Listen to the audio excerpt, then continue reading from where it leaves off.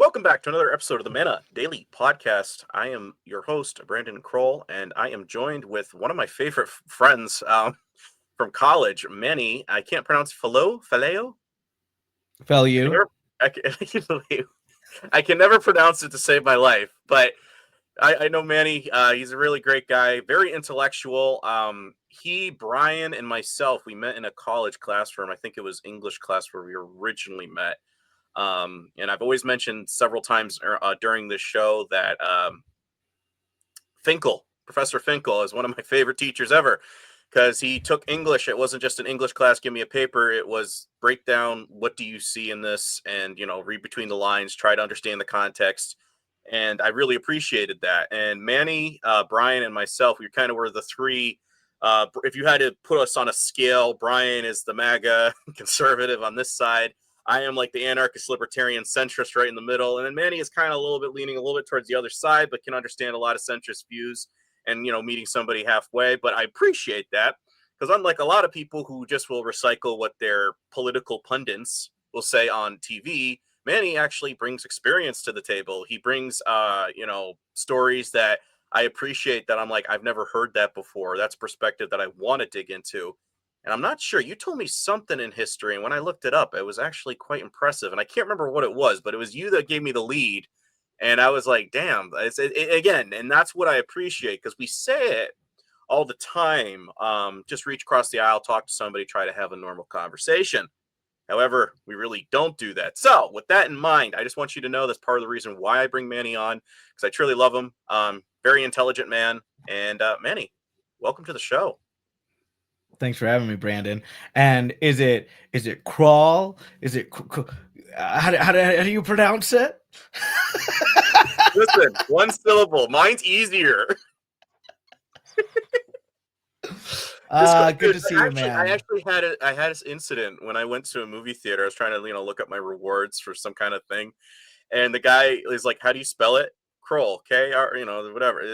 He's like, all right. And it's pronounced Kroll, K-R-O-A-L? No. K-R-O-L-L-E? No. K-R-O. And my buddy's starting to laugh his ass off. I'm like, dude, one syllable. It's 5 letters. How hard is it to say my name? Yeah, I was like, this is the reason why you're working at a movie theater.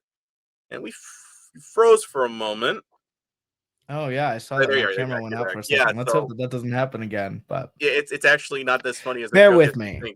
It's a real thing. I am living in rural Colorado. I'm in a little desert bowl in the middle of the mountains, like 9,000 feet up right now. Dang. So just bear with me. But good to see you, Brandon. I'm glad to be on. Yeah, I mean, what's your thoughts? Just hot take. Last 6 to 8 months. What's your overall assessment of what's going on? Some context, Brandon. 6 to 8 months of what? What's going on? America? From what we had, I'm not even saying like last minute. I don't care about any administration. I'm just saying in America in general. I personally am looking at it, especially at MAGA. I don't think they want to admit we made a mistake because if we admit that we made a mistake, then we have to admit the guy that we selected is our representation. And there's a little bit of this cognitive dissonance pride where if I acknowledge that, I'm admitting I am part of this. And then there's the other group that actually are complete psychopaths that are full force this. And it's because you're bringing your racism through the legal means, quote unquote, to justify and push through everything. And while you're hurting other people, I mean, as a Christian, I'm really pissed because they're trying to justify this with the Bible. That really hurts the hell out of me. So, like, your thoughts on that? My thoughts on the last 8 months in America. Yeah, thanks for putting me on the spot immediately upon entering the cast. Well, Brandon, I've got to say, I've got a lot of thoughts. I currently right now run a community center, and so much of my work is reassuring people that we're a country that supports one another, that community is still strong, that we will be here regardless, and that we're a country of proud Americans. And so how do we proud when your country's administration seems to be not just failing you, but moving away from the things that you very much value and cherish as an American, is a difficult time to be in. I'll say that much. Well, I mean, it does it almost. I'm not saying you specifically, but you're trying to say one message, and then they're looking at the news and going like, "This guy high or something." Like what?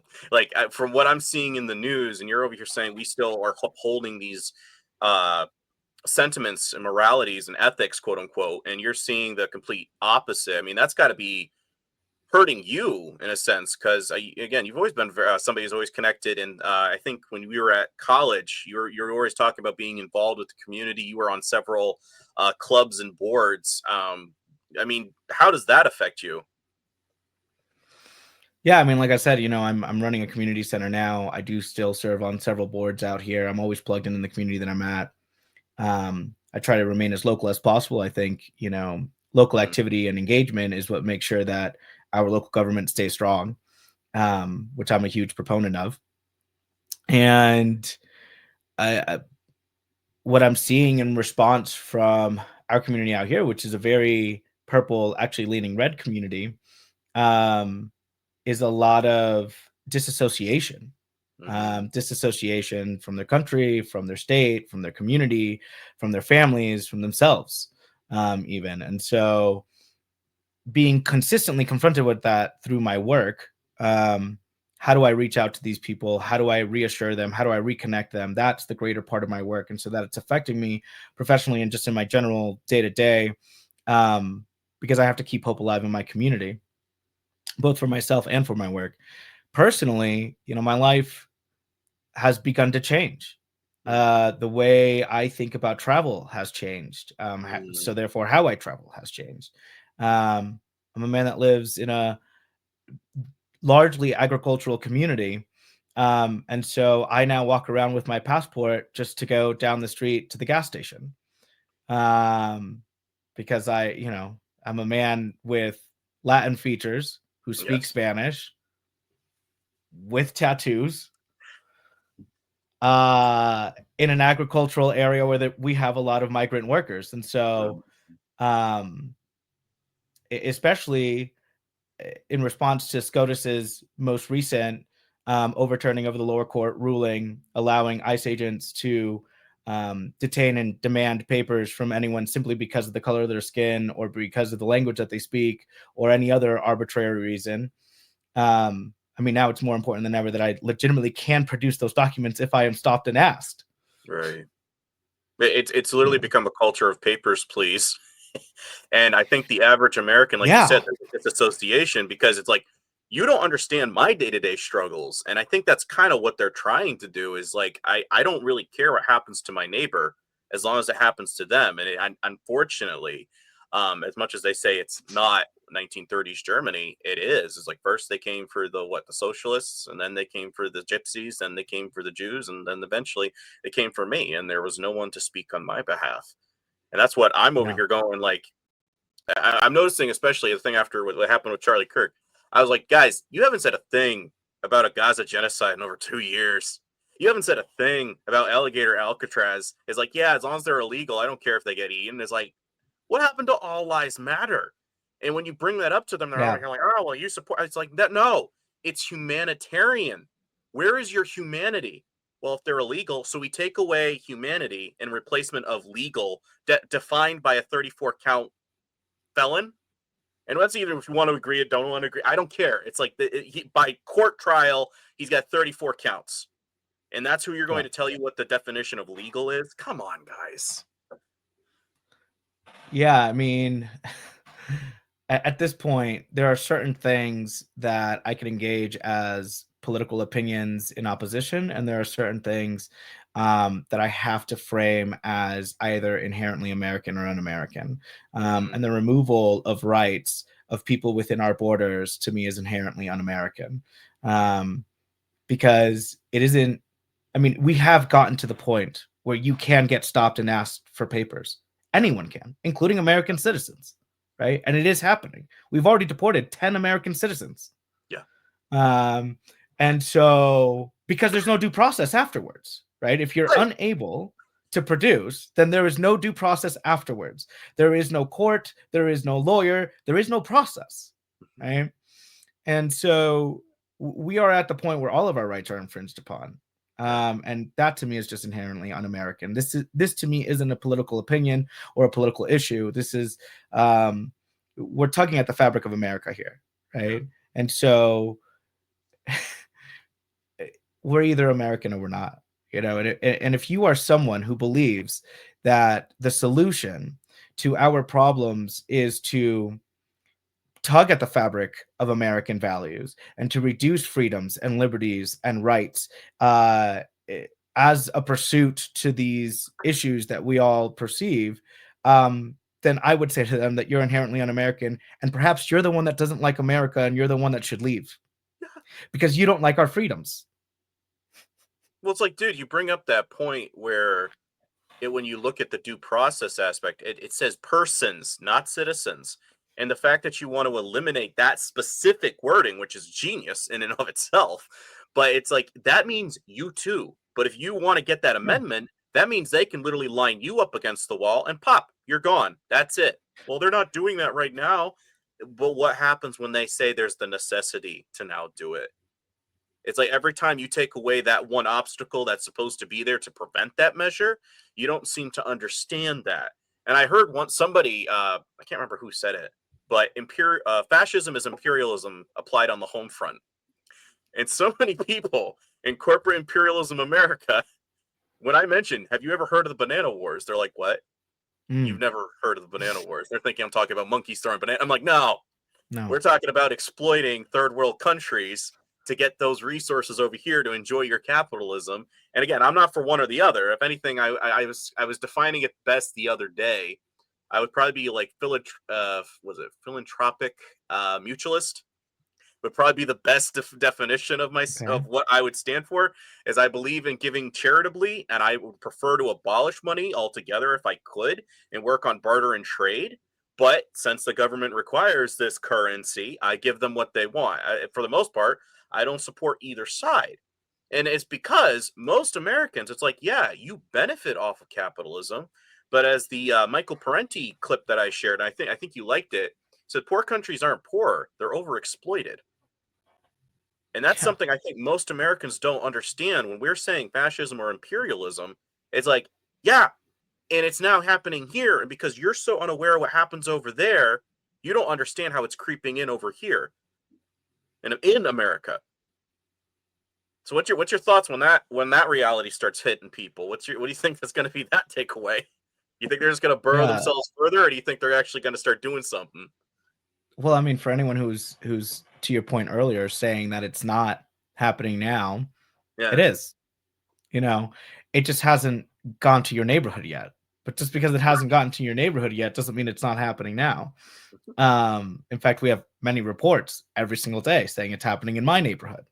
And again, I live in an agricultural rural area of my state, and unfortunately, we produce a large part of the economy of our state, and we also produce a large part of the agricultural um, foods for the country, and particularly this Southwest region, in terms of potatoes, barleys, hops, corn, soy, carrots, root vegetables, you name it. It mm-hmm. comes from this region, and our farmers have lost their subsidies. Mm-hmm. We've had ice raids that have rounded up their migrant workers, so now they can't afford to actually harvest their crops. Um, Even more so made difficult by the fact that they lost their subsidies. Mm-hmm.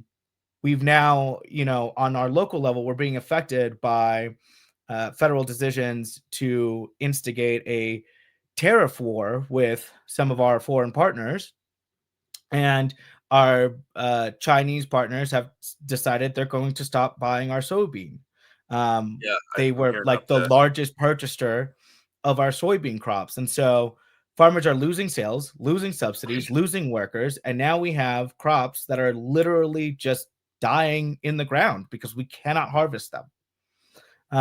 And so right now we're seeing economic immediate negative feedback happen on the local scale. What happens on the mass scale, right, outside of these agricultural centers within the United States, what comes next are food shortages. We have Mm-hmm. crops dying in the ground, right? So they can't get to market, right? So in the coming seasons, there will be less and less at markets. Therefore, prices will continue to rise, right? And so um, the idea that it's not happening now and has no effect on me um, is a illusionary one. You know, it's one of chosen ignorance. We have many reports, and those who are being affected are already saying, "Hey, this is going to affect you one way or another, whether Right. that's your pocket or your freedoms or both." Mm. Um, to your second point, which I've sort of lost the train on. Could you please remind me what you were just saying? I go all over the place. I don't exactly have notes for this. But no, like no, but you're right, and I can work off of what you were saying. Um, you are actually experiencing in person the effects that's happening, and it's not just hearsay. It's like I'm in a community that is going through this, and I'm looking at it going. There's only so much that the average person can do. Is like I heard it on the news, man. It's like, no, yeah, like I'm talking to somebody that's there, somebody that's hands on. And I think that's the best way to define that. I think people don't want to acknowledge it because, in a sense, the racism is actually so okay. So what I think is going on is they're doing the was it Schroeder's when you try to pin the blame on somebody and it ends up making no sense whatsoever, like they're stealing our Medicare. It's like it's hard enough for average American sometimes to get in the Medicare program, and you're thinking that people who are illegal, who's trying to stay under the radar just enough to get money to send back to their families back home, are stealing your freaking Medicare. Like, I don't know, some of this. I'm not saying there's not incidences here and there. What I'm saying is you're over exaggerating the situation. It is the millionaires and the billionaires, and because in America, they don't want you talking about the techno feudal lords that are starting to reign over you. They're almost funneling us towards a palantir surveillance state, right, where your only option is probably going to be like Bitcoin. But in order to access said Bitcoin, it's going to be your eye retina scan or your thumbprint, and that is going to be your payment of things. And so they almost want the food shortages because then they can be selective of who they deal that food out to. And if you're basically loyal to the state, right? And this is why they're creating a list. If you're anti-capitalist, you're anti-American, you're anti-this, you're not going to be eligible, or we're going to start deplatforming you. And this is why they're allowing ICE to start infiltrating Meta platforms and TikTok and whatnot to start censoring, monitoring, and knowing who they're going to be rounding up next. I'm not an idiot. I see the handwriting on the wall. But I don't think the average person wants to acknowledge that because that's classic. Whatever a fascist populist will do, they'll always point at the lower end of the spectrum as opposed to themselves. When, again, who has the money? Is it the poor person or is it the rich guy? Yeah, it's the rich guy. And because we have this paranoia of, oh, eat the rich, that's socialism. No, it's just, I think he's cheating us. Why would you say that? Because he's got all the money. I'm not very bright, man, but I'm going to put a hunch here. And I'm not saying like tax or whatever. I'm not arguing that. What I'm arguing is this should be basic for the average person to grasp, but they can't seem to do that. What's your thoughts on all of that? Can you see that funneling towards that direction? God, you've said a lot there. Yeah, well, sorry. Yeah. There's a lot here that I do believe is a response to like personal identity crisis, right? We don't want to admit we've made a mistake or that we were duped in some way, right? And so the natural defense is to double down. I do believe that that's part of what's happening here. I don't quite know how to address that, if I'm being totally honest.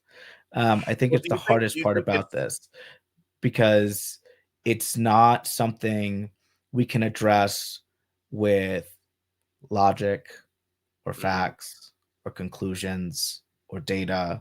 This is hyper personal. We're in the realm of social sciences here. we're into psychology and sociology, and this is not empirical data we're talking about, right? How do we create an America where collectively, right, in a democracy? Okay, let me just take it back for a second before I finish that thought. In a democracy, the beauty is that we get to decide how we move forward. The inevitable fact of that is sometimes we're going to make wrong decisions as a collective. Unfortunately, we have such a great shame cycle in this society that when we do collectively make a wrong decision, and when that becomes apparent, we don't have like the fail safes for us to communally feel safe enough to admit we've made a wrong decision. And so we further shame ourselves, which then has us doubling down and tripling down and quadrupling down until it's at our door, right? And so socially, this is an issue that needs to be confronted from a more psychological positioning as opposed to a data positioning, right? Because we can see that what we're shifting towards isn't working. We also have enough data to support that if we continue, right, it won't work. Like, it's not like, oh, it's a little messy at the beginning and then it'll work out later, right? And that might be the narrative we might want to spin to ourselves so that we feel better about the decisions we have made, right? But we can see, and we have enough data to say it won't work. It's not working and it won't work, right? So we have issues. We're not addressing those issues in a way that will actually solve them. And in the process, we're supporting this continuation due to interpersonal reasons, right? So how we combat the identity crisis that's happening collectively in the United States, I think is a greater and broader framework to talk about when we talk about, like, what is happening in the US, right? Because it's not just about one administration or one community or one generation, right? It's about where are we leading ourselves collectively and into our future. And so lately, what I've seen come from my community and out of my work in the community is two very effective tactics to combat this like social shame. Is one, sharing ultra personal stories of experience. Yes. In the community center, what I'm seeing is like, we're not talking about what's on the news. We're not talking about what we think even, right? We're getting people that are sharing, this is my experience. Yeah. Right. And I have these fears, and the fears are very real. But actually, upon reflection, my experiences don't support those fears. And so I'm not sure where those fears are coming from, in terms of like creating problems bigger than they are, right? I fear that I might lose my work to a migrant worker.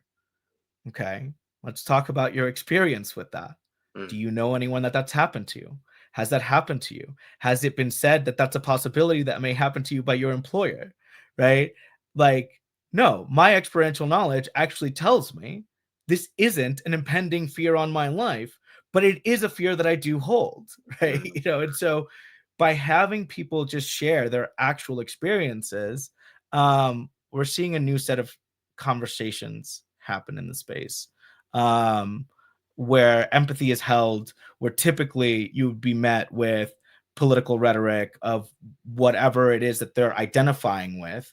And now you're met with a response that is also ultra personal. Well, this is my experience. And maybe that is similar to yours, and maybe it's not. And I find that to be highly effective.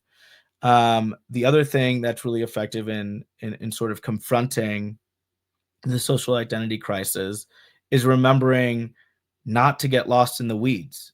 We are so lost in the weeds of identity politics, of us and them, of what matters and what doesn't. And we need to bring it back to, is this in line with the values of an American? Because at the end of the day, I am an American despite my political opinions and beliefs. Are you? Like, we're at a point now where I'm literally just confronting, are you an American who upholds American values? Because if we both are, and we stand for the liberties and freedoms and the right to pursue those through your God-given rights, right? Then that's a framework we can start to work from to say whether or not the direction we're moving in is actually the direction we want to continue moving in. Yeah. Dude, it's not funny, but when you just said that, I was talking with Brian one time. I said, so when we're going overseas and you have to do, occupation, whatever, and you're bringing to them a democracy, that's what you're always telling me. After you were done being deployed there, it was better because we brought them a better democracy. I says, okay, so you're only for the aspect of those liberties being extended to people who are only Americans. He's like, yes. I said, so dude, what's the point of you being deployed if that's what you're trying to bring is American values to a foreign country because they were living in a hellhole, as it were. I'm trying to use better language than what they call it on the news. So if that's only going to apply to fellow Americans, what's the point of bringing other people in here if we don't have any values that we're actually extending to them? Now, granted, as a Christian, I'm over here just like, you know what? I understand I'm born in America, but I'm not loyal to any particular country. I just be a good Samaritan to every person you come across. The golden rule. It's really that simple. But because we have to establish these barriers and this, as you said, identity politics, we're losing that empathy. And as opposed to asking the question, does that actually affect me directly? Does it affect a cousin or a neighbor of mine that I know? And a lot of times when you actually break out of that matrix of your programming, you talk to somebody and they're like, I've never experienced that. I've never experienced that. And you might get one person out of 20 that actually experienced something like a DEI hire or whatever. Really?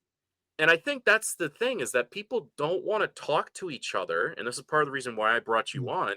And I appreciate that insight, because it might be good for people just to get a notepad if they can't talk to anybody directly and start writing out, does this affect me personally or someone I know? Write it out, journal it, try to walk yourself through that process. But I think the problem is everybody keeps clicking play on their freaking TV to find out what they think about the world today, and they're not actually talking to their neighbors. Do you think there's a correlation with that because they've lost, they're so focused on the nation aspect, the larger scale, that they've lost their community of just basically caring for your neighbor? Do you think there's a connection with that? Yeah, I certainly do. Personally, I think it's one of the saddest things that's happened to America over the last few generations. Agreed.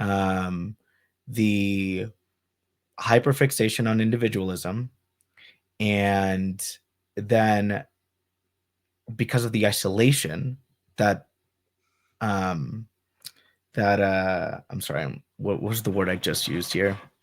Isolationism. I like individualism in the sense. Thank you. The hyperfixation of individualism and the isolation that leads to, right? You're literally narrowing the value of your community through hyperfixating on individualism. Right. And that's the culture that we've built here.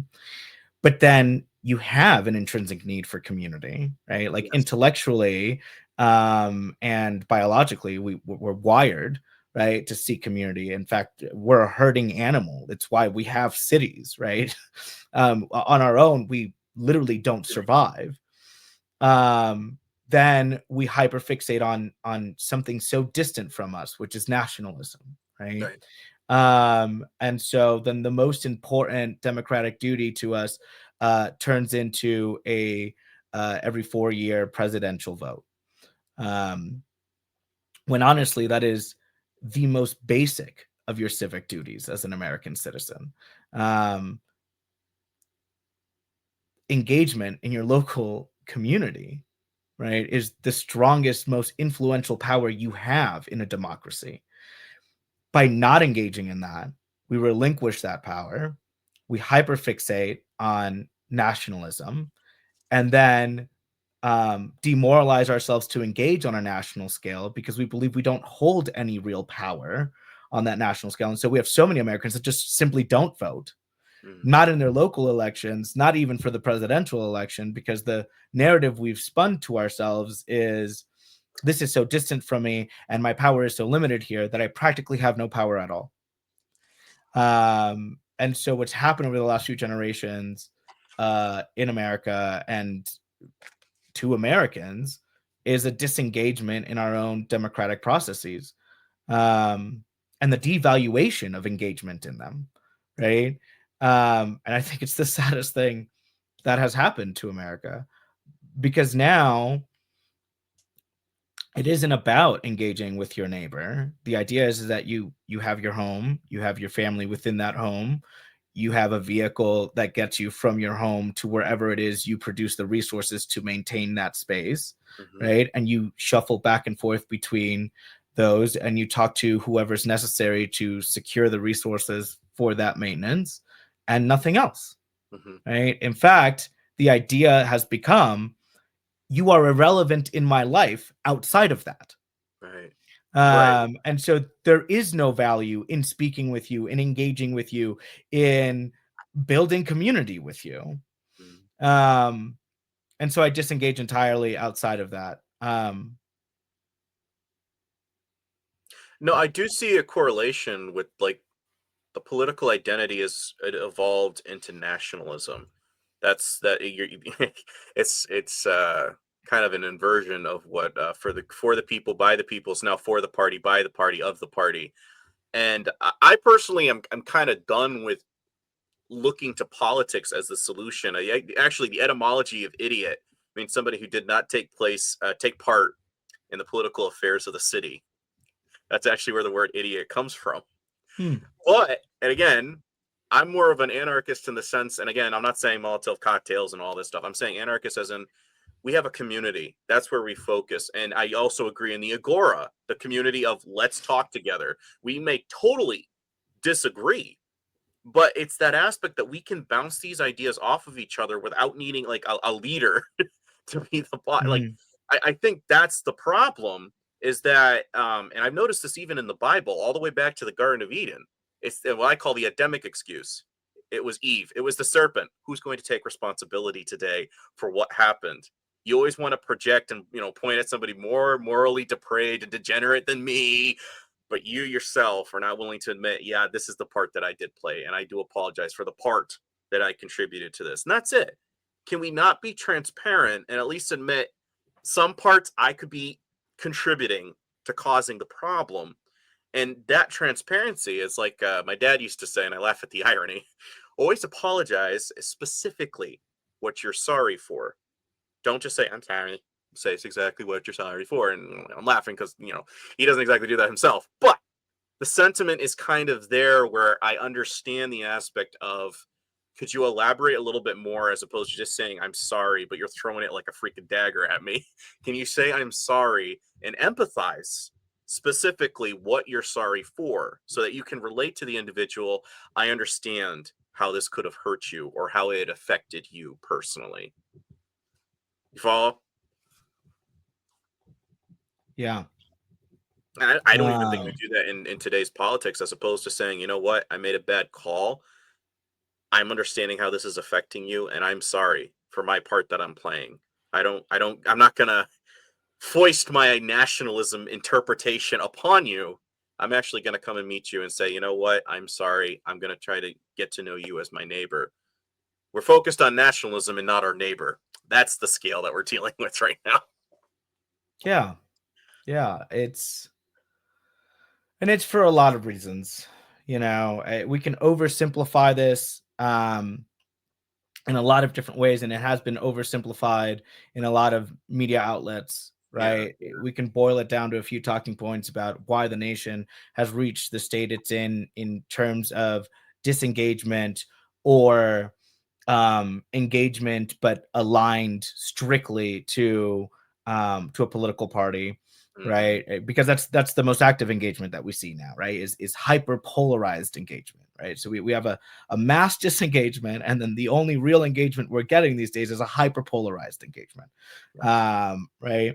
Um, but part of this greater issue is that we're aligning ourselves with leaders when America is built not to have any leaders. Okay? Like, we have representatives. They are meant to speak for us. We are not meant to follow them, right? And so if we are adopting a culture of seeking leaders, again, we're abandoning the very Core ideals of tenets. what it is to be an American, right?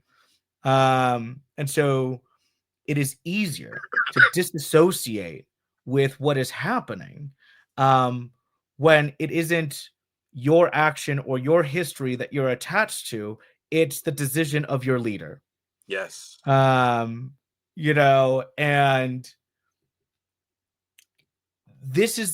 this cultural context only exists when you have a populace that already is disempowered, that feels they don't have any real power, and so they seek leadership because they don't believe they can represent themselves in any way that truly matters, right? And so um because an empowered populace does not seek a leader, That's right? why they make us so stupid with most of the school system, and not again, you regurgitate what you were taught in the textbook, but it's like with what was contrast with Finkel's class.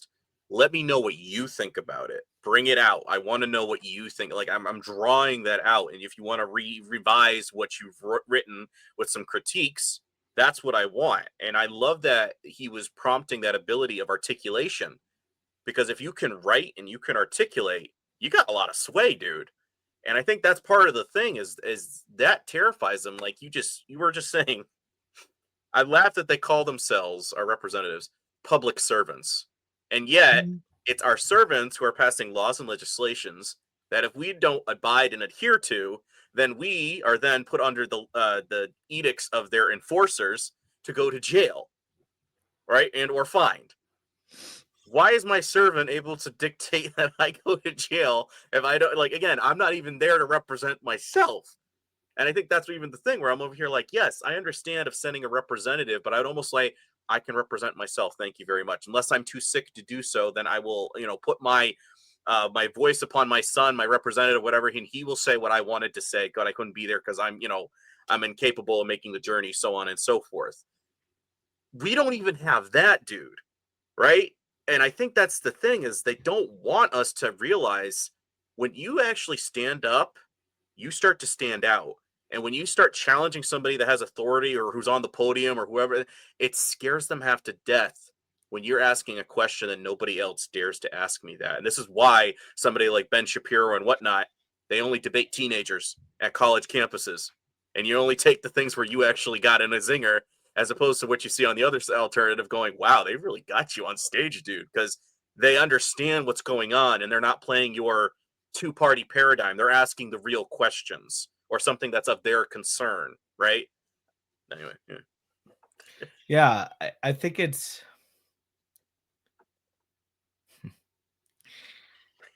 just so ingrained, to say that in a representative system we don't have a voice. Yeah, yeah.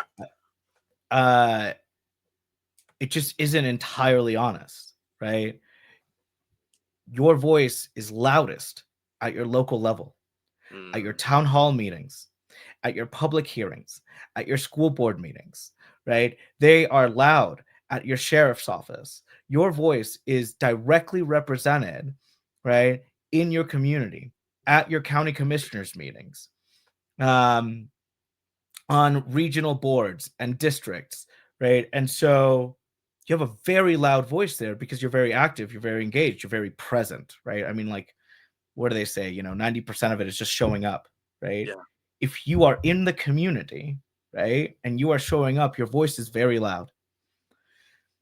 As we organize on larger levels, to a state level and to a national level, right, your voice is shared with millions of people, right? And so seemingly you have a smaller voice on that scale, Mm, right?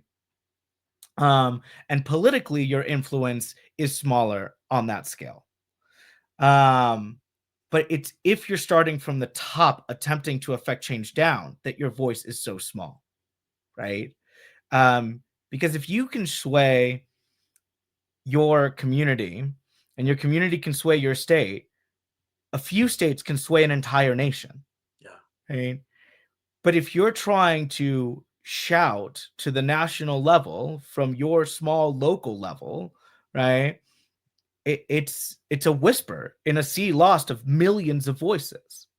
And it's not to say that there is no reach and that there is no influential level there. If you think about if all you want to focus on is national, right? That's fine. You can do that. There's still a ton of power both within our nation and globally with your one vote, because your one vote isn't just a vote for you, right? We are talking about the highest political seat in arguably the world, most definite within our country, right? But arguably within the world. The decisions that the United States does on a global level has global impacts across the entire globe, right? We are part of the UN. We are only one of a few votes that has vetoing power in the UN. We can literally just stop international agreements. We can start international agreements. We have sway across the Middle East, South America, Africa, Europe, name a continent. We're there, right? And there are about 8 billion people on this planet. Only a couple 100 million here in our states get to vote for the seat that affects the entire globe's population. So your vote isn't just a vote for you. Your vote literally has the power of hundreds of millions of people that don't have a say in the highest political seat, arguably in the world.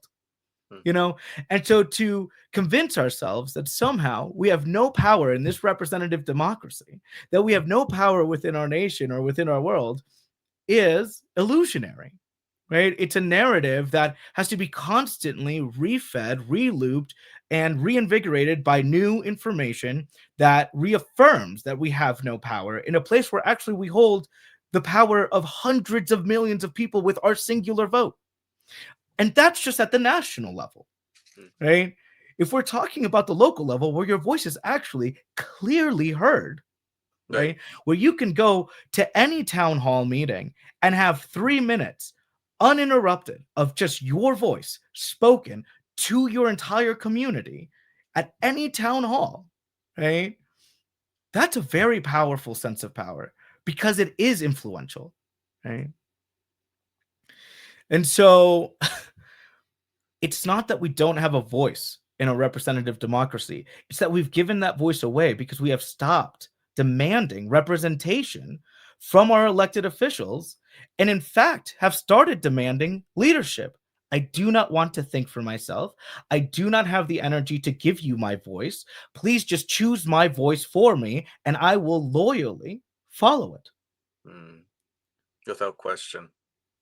You know, this is, I think, the saddest thing that's happened in modern America, you know, because a democracy cannot function without your voice. That's the truth. A democracy cannot function And without I'm your just going to voice. press back because some people might hear that again. Like I said, I brought Manny on because you'll hear a buzzword and then you're immediately turning it off and you're like, "Oh, man, he said democracy." Blah blah blah blah blah blah. I think even if you're listening to some of the other stuff, agora, community, talking, come to represent yourself at the tribe. That is kind of what he's implying, not necessarily, democracy. It's a republic. We're not hashing that out. We're talking about the aspect of actually representing yourself in a voice and at least hearing your opinion. Now, granted, I'm going to be honest. There's a lot of stupid people out there where I'm like, I really pity you that you had to go through the education system that you did, because I hear your comment and I'm like, really?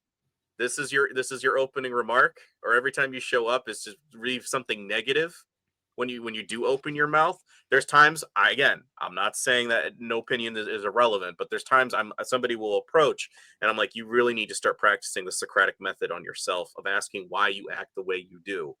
And I'm not saying that some people, like, we need those kind of individuals as a scale of, I don't want to be like that. You've inspired me never to be like you. Yeah, well, it might hurt your feelings, but what I like is I don't always agree with you, Brandon, but you make me think. Thank you.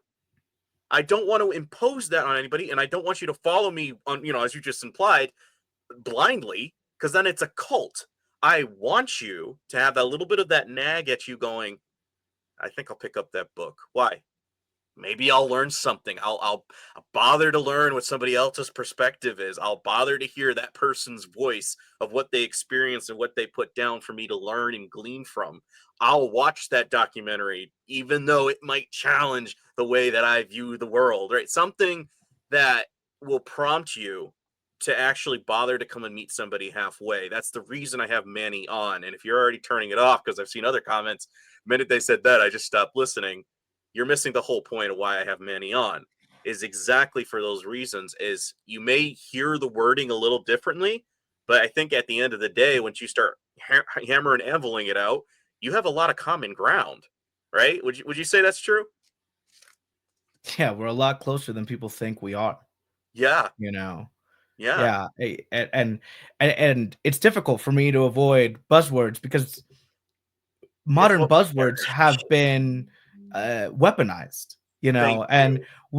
when you weaponize general language, right, it's really hard to just talk about anything without triggering a deep emotional personal connection to an identity that now has surfaced as a response to being triggered by something that is now associated With who through you are. this, weaponization of just generalized language, right? Mm-hmm. Well, now it's really Mm-hmm. difficult for us to connect because we're having these responses, right? We're having these very visceral responses in conversation. And so again, it's why I say we're really lost in the weeds as a people right now. I don't believe that we can even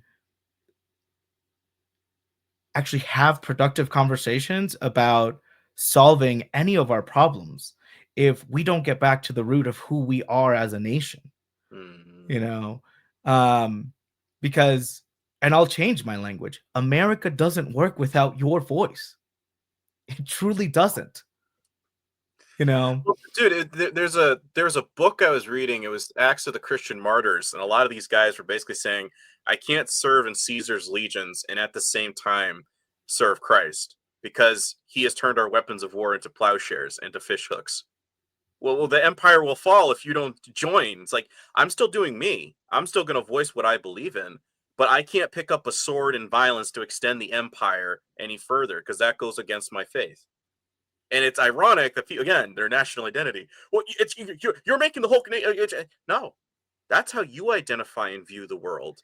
With I a think it's Christian, God's not a God of countries; He's a God of His people. And I if we think all it's start very loving each important other, to keep I think it's very important to have these conversations framed distinctly differently and mm, therefore separately. I think our founding fathers were very wise to have a separation of church and state. Why do I say this? Because your nation might fail without your voice, but your faith certainly fails without your actions. thank you, dude. Well Um, said. a- Well said. and these are two very distinct frameworks of thinking and conversing and behaving, right? That should not be intertwined into one because they demand different things of you. Thank you. Yes. You know, your nation should not demand your faith. I'm sorry, but I don't always have faith in my nation, and that is fucking healthy for our nation, you know. But your faith demands your fucking faith, right? If not, it's lost without it, right? You know, like and so these are two very different conversations we're having here, right? And to conflate them is dangerous, Well, when they're doing right? Christian nationalism, the other one is saying it's the Sermon on the Mount. It's the Golden Rule. I love my fellow man, and I don't need the state to tell me how to do that. I don't need the state also to dictate that they have to believe what I believe. There was an evangelist, Gypsy Smith, and I love the way he summed it up. There's five gospels: Matthew, Mark, Luke, John, and the Christian. Most folks won't read the first four. What you Mhm. just said, by extension, that means your actions would influence somebody. And this is where, as you're implying, yeah, when they're trying to now merge, and I looked up that was the 8 to 9 tenets of fascism, conservative values, right, was actually tied in with fascism. Christian conservative values. No, no. Because then again, now you're merging this entity when there is supposed to be a distinct separation, right? And unfortunately, people have identified saying, well, Christian nationalism, that's the same as patriotism, isn't it? No, no, it's not. And if anything, Christ himself said, my kingdom's not of this world. So, question, if Satan is the God of this world, why are you supporting the bad guy's kingdom? There's like, as you just said, it starts to conflate. And when you start pressing on Christians with this, they get really mad, dude. And that tells me all the more meaning. Like, guys, it's about community. It's not about, the country, or you're loving the country so much you're willing to shed the blood of somebody else, right? A statist is willing to kill for what they believe in. A saint, a Christian, they'd be willing to die for what they believe in. Why? Because it's a big difference. You want to impose and coerce people to believe what you believe by legislation and whatnot. The other one is just saying, you don't have to, but hopefully my example will convince, convict, convert. Unfortunately, what I'm seeing is there's a rise of Christian nationalism, which is no better than Sharia law wrapped in bacon and a Bible. Yeah, I mean, again, this goes back to our social identity dilemma, right? If Yeah. by challenging your political views, I am simultaneously challenging your faith, right?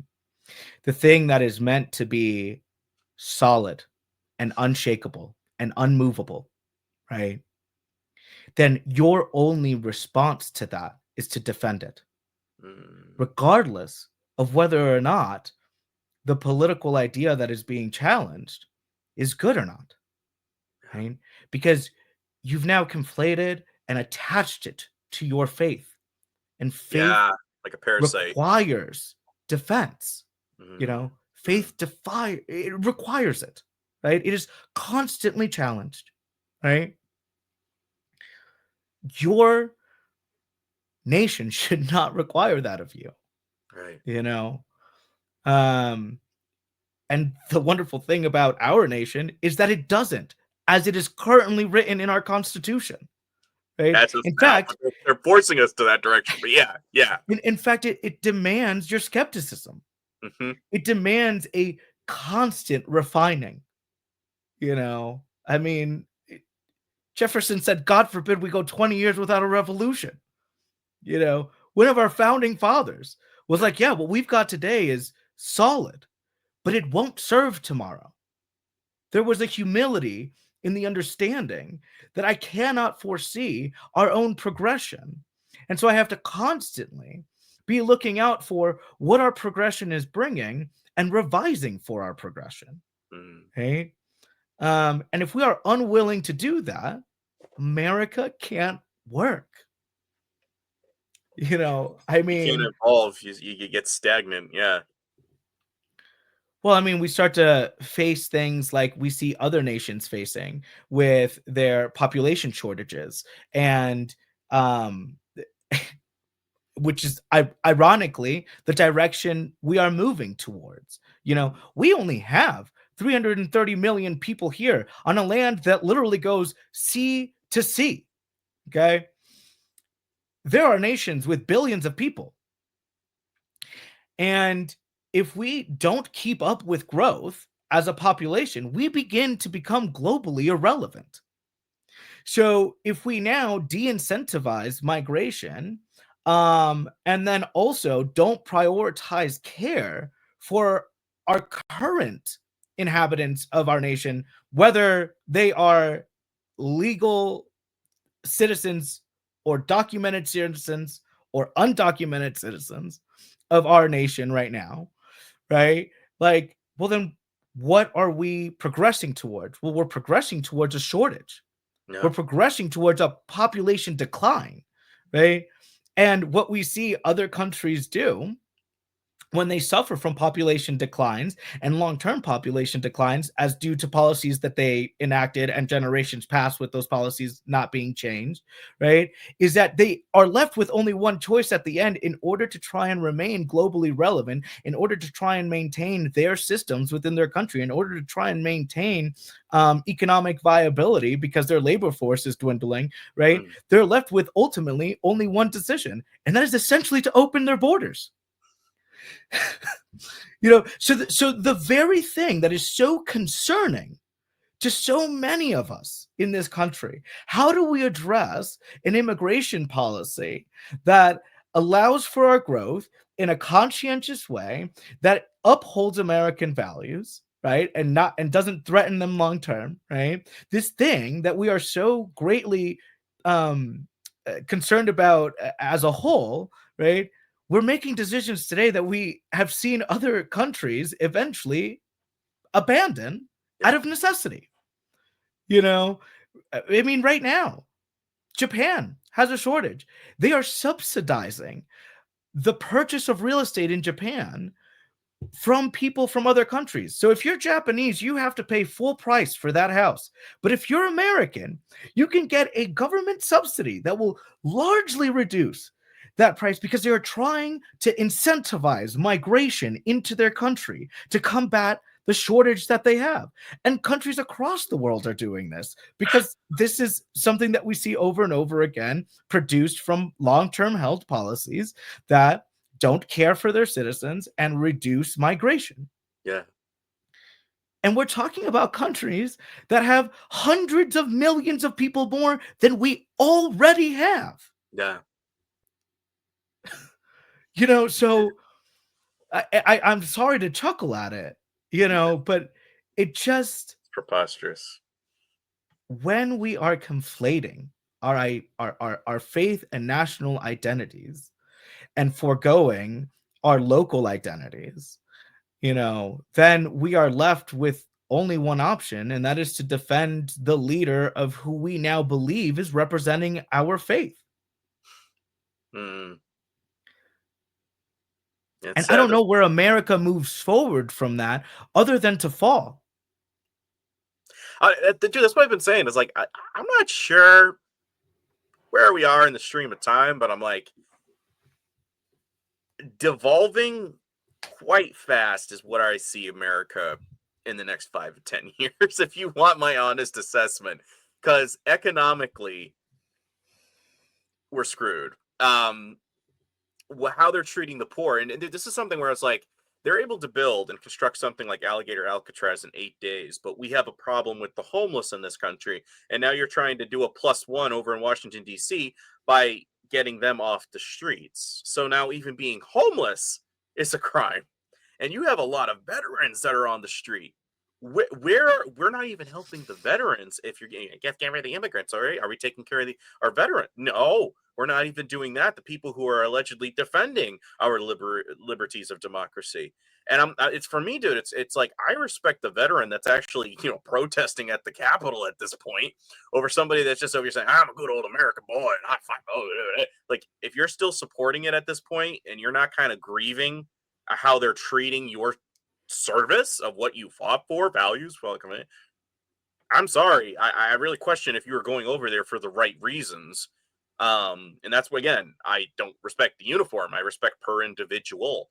And that scares a lot of people. When you were saying individualism, I like the idea of individualism as in you are self-confident, but you need to make sure if, as that individual, once you're at a certain point, that you're turning around and you're helping somebody else. It's a big brother thing. It's like, hey, this is what I went through. Now let me in turn try to extend something and give something back to the community. It's like if I take a tree down, I want to give something back, right? I want to continue the longevity.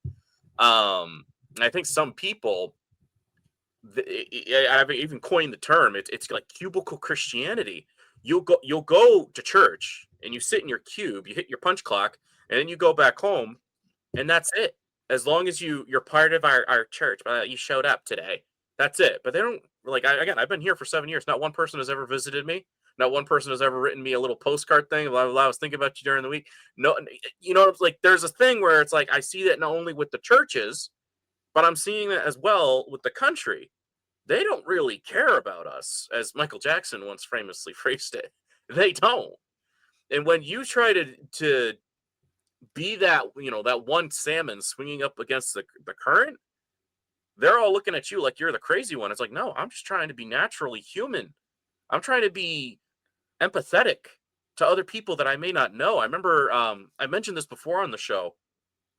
We were doing a bus ministry thing, and we knocked on a Muslim's house, and this little 5, 6, 7-year old girl, she's seen us come through the community before, the big blue bus, and she's excited. And mom is, obviously she doesn't want to get dad upset, but dad's not there, but she's over here like pushing her back. She answered the door, salam alaikum, alaikum salam.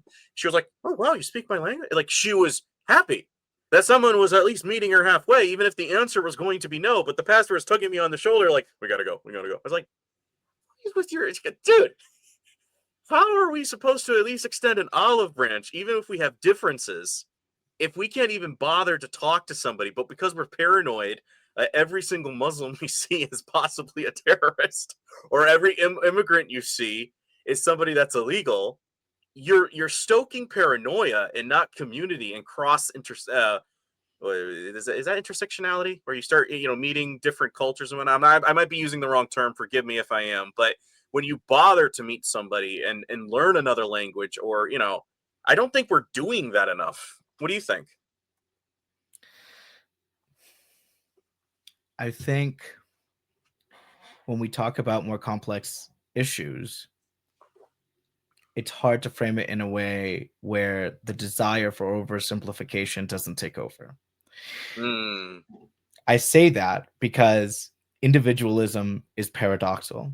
It only works if we are well-regulated communally. I only have maximum freedom of my choices and my behaviors and my family's choices and behaviors, right? If we are well-regulated within a larger system that allows me to just worry about me and my life, right? And it takes large communal systems that are well-regulated in order for us to have those freedoms, to truly be that free, to care only for myself. I am not an altruist by any means at all. And I want to make that very clear. I am in community work and engaged within my community and proud to be an American, not because, I love everyone around me or want to do what's best for everyone around me, but by considering who's around me, I get the best for me. I get greater freedoms. If it truly was dog eat dog, every man for himself, I would be in a very limited state. I would not be able to maintain my home. I would have to be highly armed at all times in a moving vehicle that I have to somehow continuously maintain, right? And that is not freedom to me. I am not free in that world. I am constantly on guard. I am constantly in fight or flight. I am constantly concerned with meeting my basic needs in the next moment and protecting my needs in the next moment and protecting my rights to source those needs from anyone who might threaten them. Right? That is not freedom to me. Freedom is a well-organized, systematic approach to enabling greater liberties and freedoms for one another by working together to achieve that. This requires systematic regulation, right, of ourselves and of the systems we create. It is not that my freedoms are infringed upon by the systems that we have in place. They are emboldened by the systems we have in place. They are heightened by the regulations we have in place. All the systems require of me is that I participate in a way that allows us to continue to regulate. Look, the county is not going to not allow me to build my house. The county just wants to know where I am building it. Right? Regulating our resources and being a part of the ability to regulate our resources isn't somehow inherently un-American, right? Like, I am going to use X amount of resources to do this thing, and notifying the rest of my community that that is my intentions and what I am going to do isn't an infringement upon my freedoms. It is simply the thing that allows us to continue to regulate our resources in a way that greatly benefits all of our freedoms. Mm-hmm. And so if we are taking these very paradoxical, complex ideas like I stand for individualism and reducing that down to I should only be concerned with myself, never No. have to report any of my doings to anyone else. In fact, my need to report is an infringement on my individualism, right? Then we are unable to participate in a way that actually greater like that empowers our individualism to a greater extent. That was a long rant. No, and I like that because again, you're bouncing off a lot of stuff, and I hold to the again if I had to pick a verse to back up what I'm saying is you had Joshua I think in 24:15 where he was saying, but as for me and my house we will serve the Lord. Basically giving the option, you guys want to do you, go ahead. But I absolutely agree with you very concisely is I'm not opposed to the idea of like the mutual benefit. I think it was Kropotkin was the guy that was basically talking about the ecology aspect of like out in nature where the rhinoceroses they make semi a pact with the birds that pick off all the little gnats and mosquitoes wherever that's Yeah. getting on their bodies. It's the same thing in a community. It's like, okay, you have a gift particularly with this. Let's work out a contract. This is what you're good at. This is what I'm good at. This is what I will contribute to the community. And I think that's the problem is a lot of people and I think this is my a lot of my critiques with capitalism. It's become like a whirlpool of self accumulation, and at a certain point, you start choking out your aspect of seeing, as opposed to what you're accumulating towards yourself, like a magnet. It's like you get so much wealth that at a certain point, it's like it's making you can't even move because you've accumulated so much crap on you, as opposed to saying, you know what, I have enough for to get along for today. What can I give to somebody else? Well, that's communism. No, it's just being a neighbor. What can I give back to the community that I have a gift in, or somebody that's younger, somebody that's older? We were talking. I think last time you were up here, or was this Manny? Not Manny. Sorry, Marcelo. But I think it was Marcelo. Sorry, I think we've had this conversation too, but I think it was you that prompted me to ask Marcelo this question. But in the Hispanic community, there's a lot more family orientated events as opposed to like white American families. The average one, like back in the day, as we were founded, it was we're gonna have like a potluck towards the end of the week or something like that. We'd get together as a community. We'd meet at the church. We'd have like whatever. Today I actually see that more in like Indian families with Hispanic families. It's like, why would we want to destroy that? Isn't that kind of something we would want to cultivate, especially as a Christian nation that wants to promote trad wives and trad lies? And I thought that's the traditional values that we would want. And it's like the one Mm, marginal group that mm. is promoting that. That's the thing you're trying to evacuate from our country due to their difference of color of skin and their legal status. Do you see a little bit of the hypocrisy with that as well? Yeah, I mean, it's hard not to find humor in the irony of our current policies. Yeah, yeah. It truly is, because the thing we're attempting to address is the thing that we inevitably will make worse with these policies. Mm, And so it's hard not to find the irony humorous. Um, it is on the same level highly concerning, right? mm, And so there are days where me personally, I'll speak from my experience, I have to choose today whether I am going to be concerned or laugh, because I don't have the capacity to be concerned every day, mm. right? It drains Um, you. Yeah. it is absolutely draining. You know, and I can't get lost in the weeds of it all. I don't believe that there is a lot of practical use or benefit in talking about um,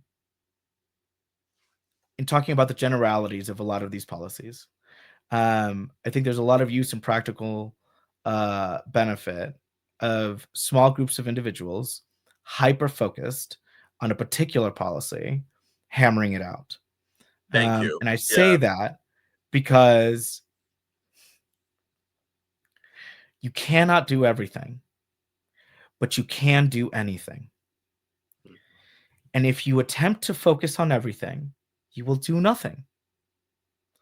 And this is the hardest part about, I think, the conflation of faith and state, because the one bit of faith that your state does demand of you is that you can reinstill the hope that what you can do and what you decide to do is worth doing, and that you maintain faith that people are doing the things you are not doing, right? Because it's the only way that you can continue to justify the value of what you are doing. Yeah. Right? Because if I am focused on everything I could be doing, then I am not focused on what I am doing. Right? And so I have to have some faith that allows me to instill value and hope in that what I'm doing does matter. And that's what's most important here, right? It's not about addressing everything. You can't. It's about addressing something. You But you know, keep, yeah. you yeah, which you can. You literally can do anything. You just can't do it all. You know, and so the hardest part about being engaged in change, regardless of what side of opinion or view you're on, regardless of the change you are attempting to affect, the hardest part about being a part of the change is continuously reinstilling and reinvigorating the hope that what you are able to do is of value. Mm. And for me personally, the only way that I am able to consistently tell that back to myself is by having faith that people are doing the things that I either cannot do or am unwilling to do Mm. or cannot focus on or am not knowledgeable enough to address, or simply have just not chosen to give my time to for Right. whatever reason, right? Because I am a part of this generation. I share the planet with this 8 billion people. I don't share the planet with the 8 billion before me or the 8 billion after me. I am making decisions now as an individual in this lifetime and collectively with these people. And I have to be able to find hope that what we are doing and what I am doing is of value. I, I For me, it really is an anything versus everything thing, Mm. and Mm-hmm. and so the irony of attempting to address everything is that not only do we address nothing, but we make it all worse. And so when we have administrations that decide they are going to attempt to address everything very rapidly, right? What we get is a drastic shift in how American lives function, how our systems are regulated.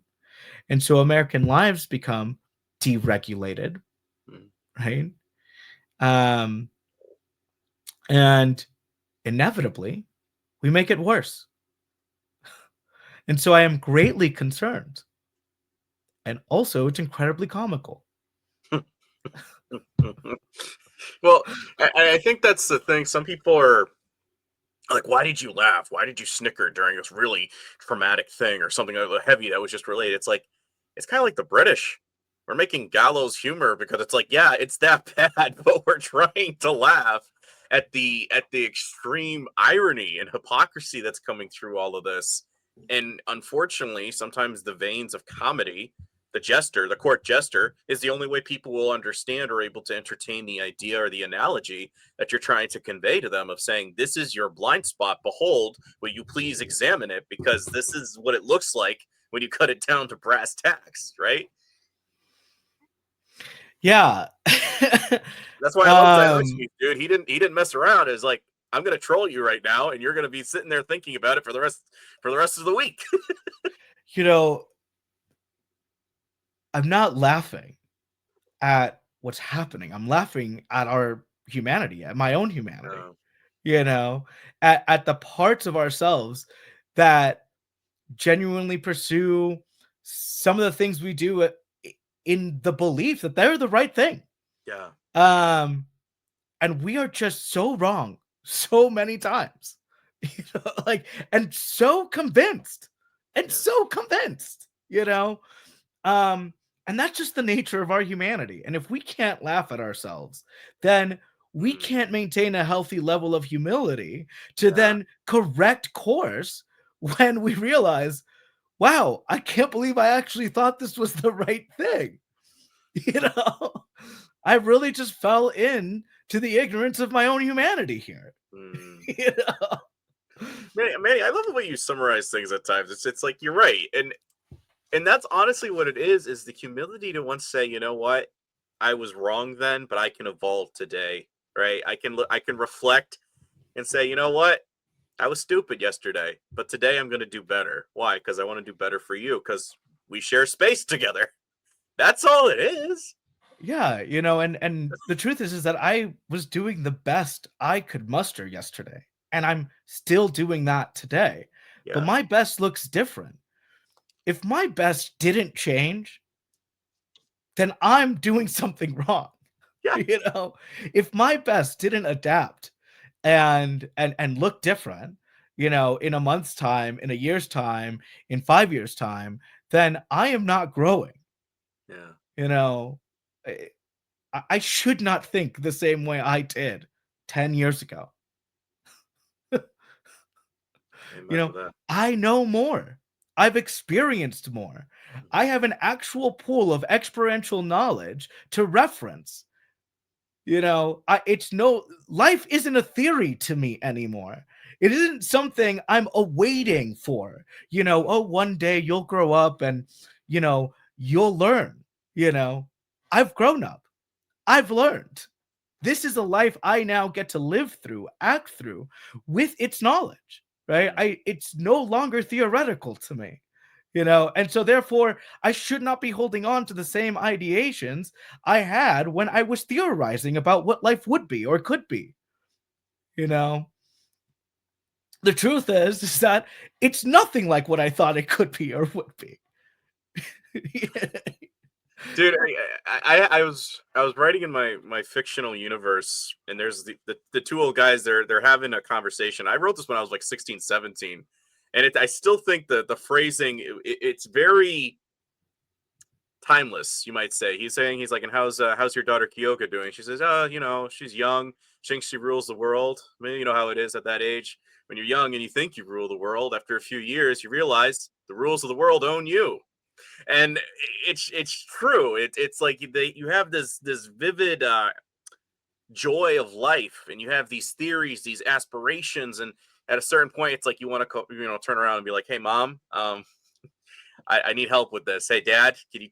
What's your thoughts on this?" Like you want to go back to what you knew, the staple mom and pop's burger joint, because that's comfort food, and you finally realize I really don't have all my stuff together, and I'm apologizing for being the bratty teenager, and I'm admitting with a little bit of humility, I actually need a little bit more help, with the training wheels before I go out there 100% on my own, and there's no shame in asking for that. But I think what they've done today is they raised you to be incredibly stupid, so you don't want to ask questions because you realize you are kind of stupid because you don't even know how to ask the question. They didn't train us to ask questions of each other. There is no Socratic method. It's just my team, this team, red versus blue. And instead of saying, who are you as the individual? What are your thoughts on this situation? Without quoting like a parrot, something else that you heard on a black screen, wherever you consumed it from. What do you think about it? So yeah, I like that. I like that a lot. That's good. Life is not a theory. It isn't anymore. You Yeah. know, to children, it still is, you know, Mm. but to us, it's not.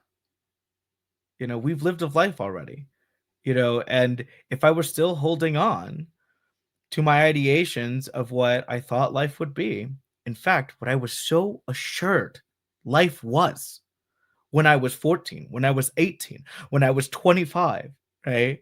You know, I would not be able to actually affect any real change in my life or the life of those I love and care for, right? For better or worse. I would be powerless in this world if I was still holding on to an ideation of a world that doesn't exist, that I was so assured of was my reality, you know? And so being able to reflect on the fact that I am not the same person I was 10 years ago, or 10 years before that. And thankfully so, you know, tells me that no matter how assured I am today, I know that my humanity will deceive me. You know, I am doing the best I can today and I'm doing the thing that is right, you know. But tomorrow it might come to light that I was deceived by my own naiveness, that I was still holding on to an ideation of something I had yet to unprove to myself because I'd yet acted through that, you know. There is so much about living that is unlearning everything you think it is, you know, and you don't actually get to learn what life actually is until you act through the idea of what you think it is, and it either is met with validation or you're hit in the face with the reality that everything I thought about this was not correct, Right. you know. But And so if I go ahead. Yeah, no, go. There's another line, and this is like way later after this huge battle. He's lost most of his friends. It's almost like a Game of Thrones universe. He's lost most of his friends, and he says to the enemy general, because they're having to have a powwow now, and they're alone in the room, and he says, I've come to think that after I've lost all these people that I've known in my life, that perhaps the meaning of life is that all life has meaning. Unfortunately, you had to come to that conclusion after so many people had to die, and that's kind of what I paint in the universe, is that both sides, it's focused on the individuals getting caught up in the movements of this group, that group, and stuff like that, that they've lost who they were, the beauty little moments of like, this could have been really great, but because you got caught up in this, caught up in that, you had to fight for this, you had to fight for this, you lost yourself in the country, and the thing that you as the reader are asphyxiated on. You start going, well, this sucks. Yeah. But to come to that conclusion of like, my final takeaway is I don't think we are appreciating the value of life until it's gone.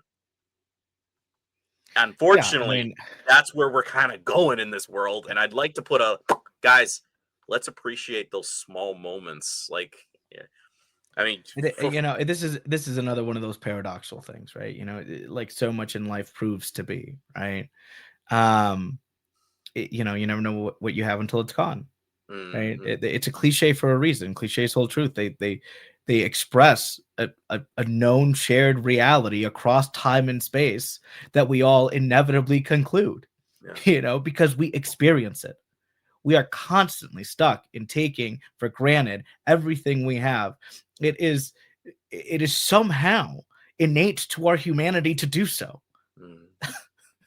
Because we just can't help it. There is no part of our social organizing across all of history and time that tells us that we ever know when good is good enough. We are absolutely obsessed as a species on the thought of progressing past what we currently have. It is somehow innate to us. And that is not to call it out to say that this is somehow wrong or a nature that we should fight, but it is a nature that we should be conscious of. This is the human nature. This is the human will. And so when we think about how we are,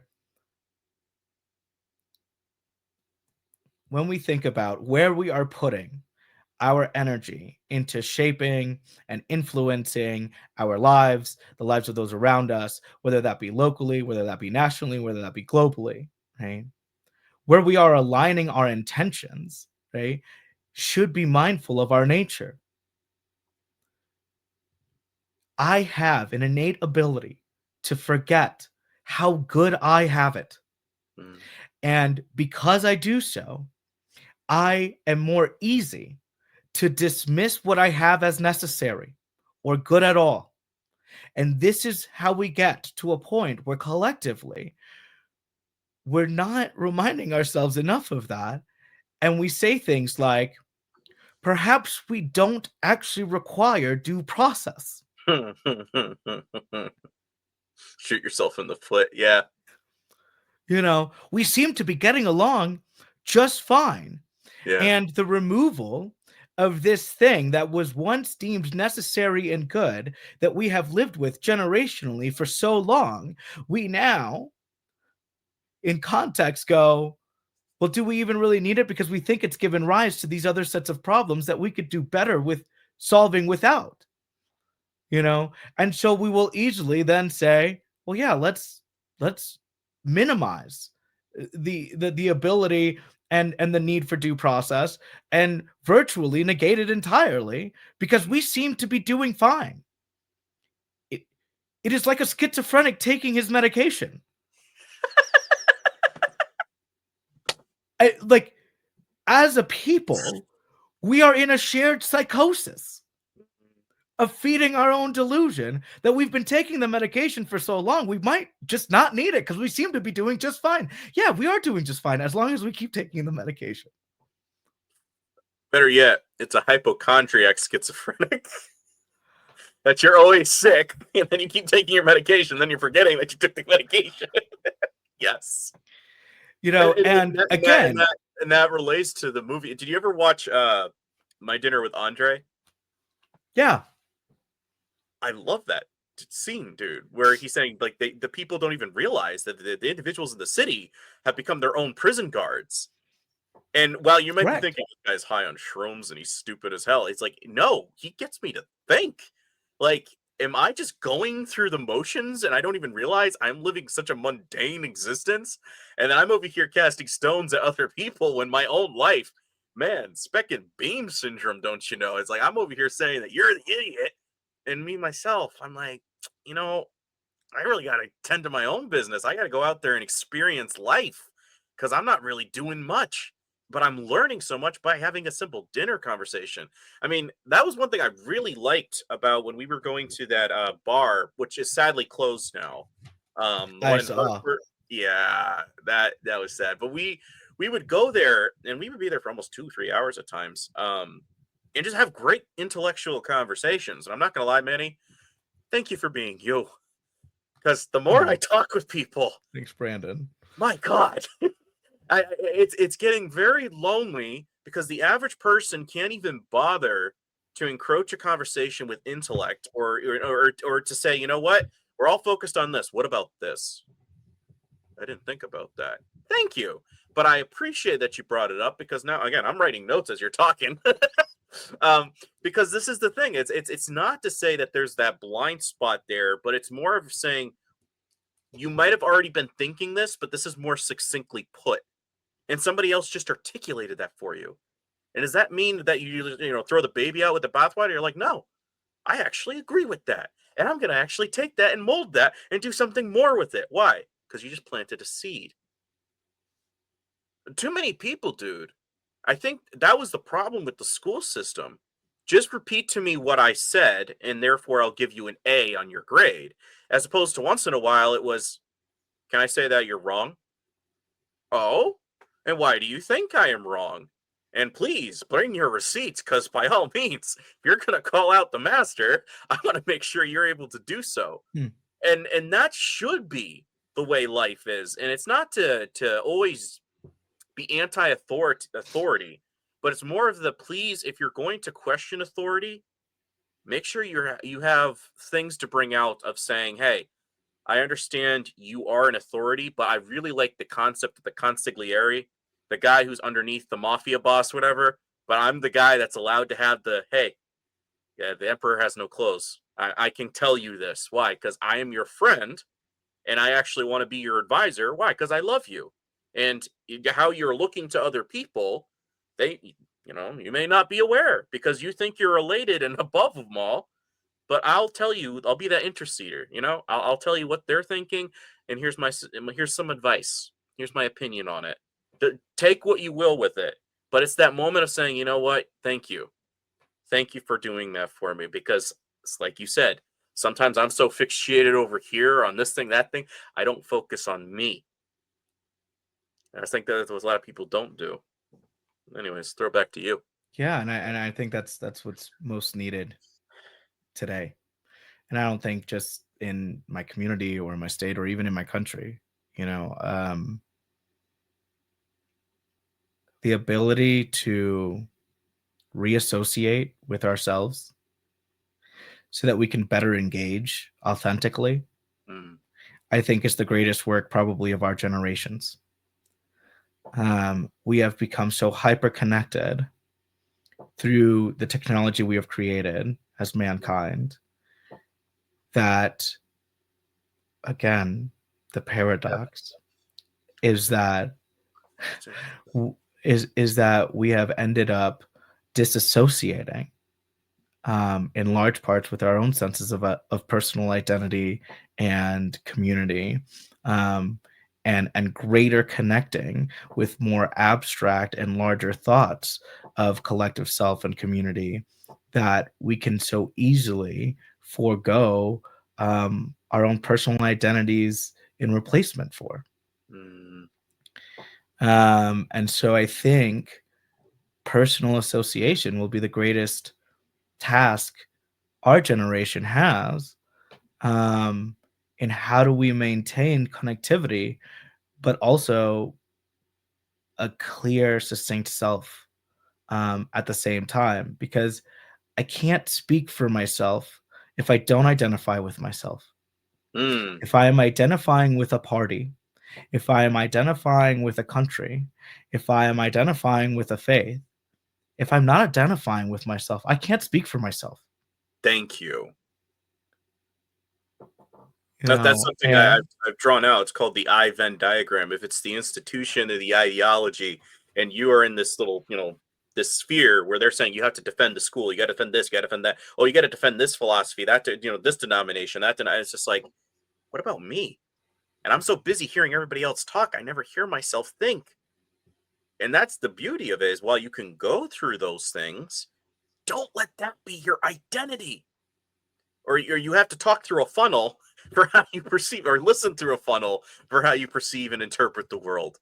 I hate that, dude. And I feel bad for some people because they'll ask questions like, well, this guy cited the Quran, so I don't feel comfortable reading anything more about this.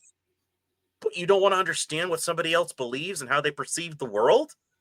You're just gonna, say, nah, this ain't for me, and just cut out all of that?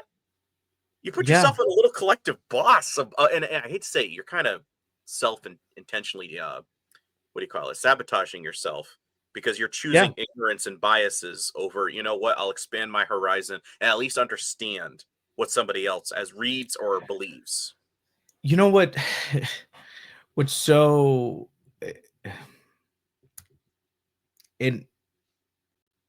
in other frames, um,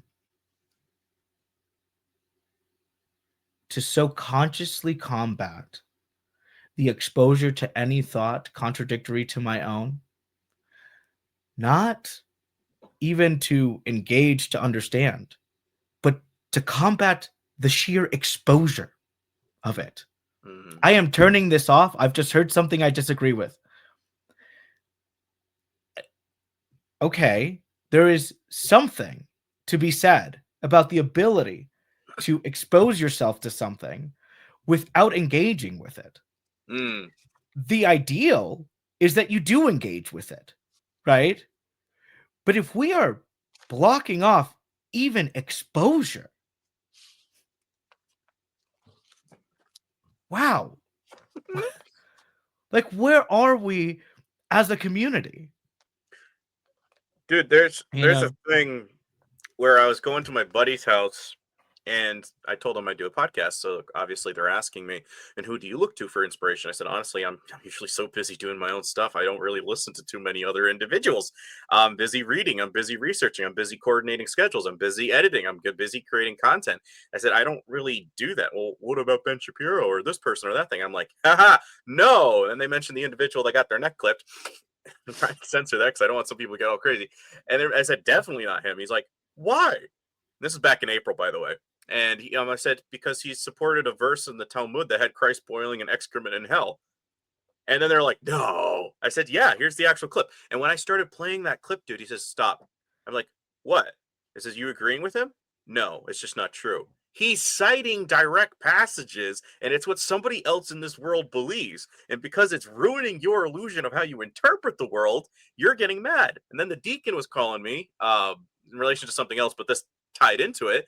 And he's like, yeah, well, I heard you were, using some very strong language. I said excrement, the same thing I just typed to you in the text explaining what exactly the problem was. I said there was no S word, there was no F word, there was no C word. I said it was literally excrement, and they're talking bad about Christ. Well, yeah. So you were, I said, do you hear what you're arguing right now? You're arguing that my behavior of we should just all get along and sing kumbaya, as opposed to, do you hear the cowardice of this individual saying, get out of my presence because I don't like the truth that you're telling me? It's a thing, dude. I'm like, I can't Yeah. tolerate It, hypocrisy or cowards.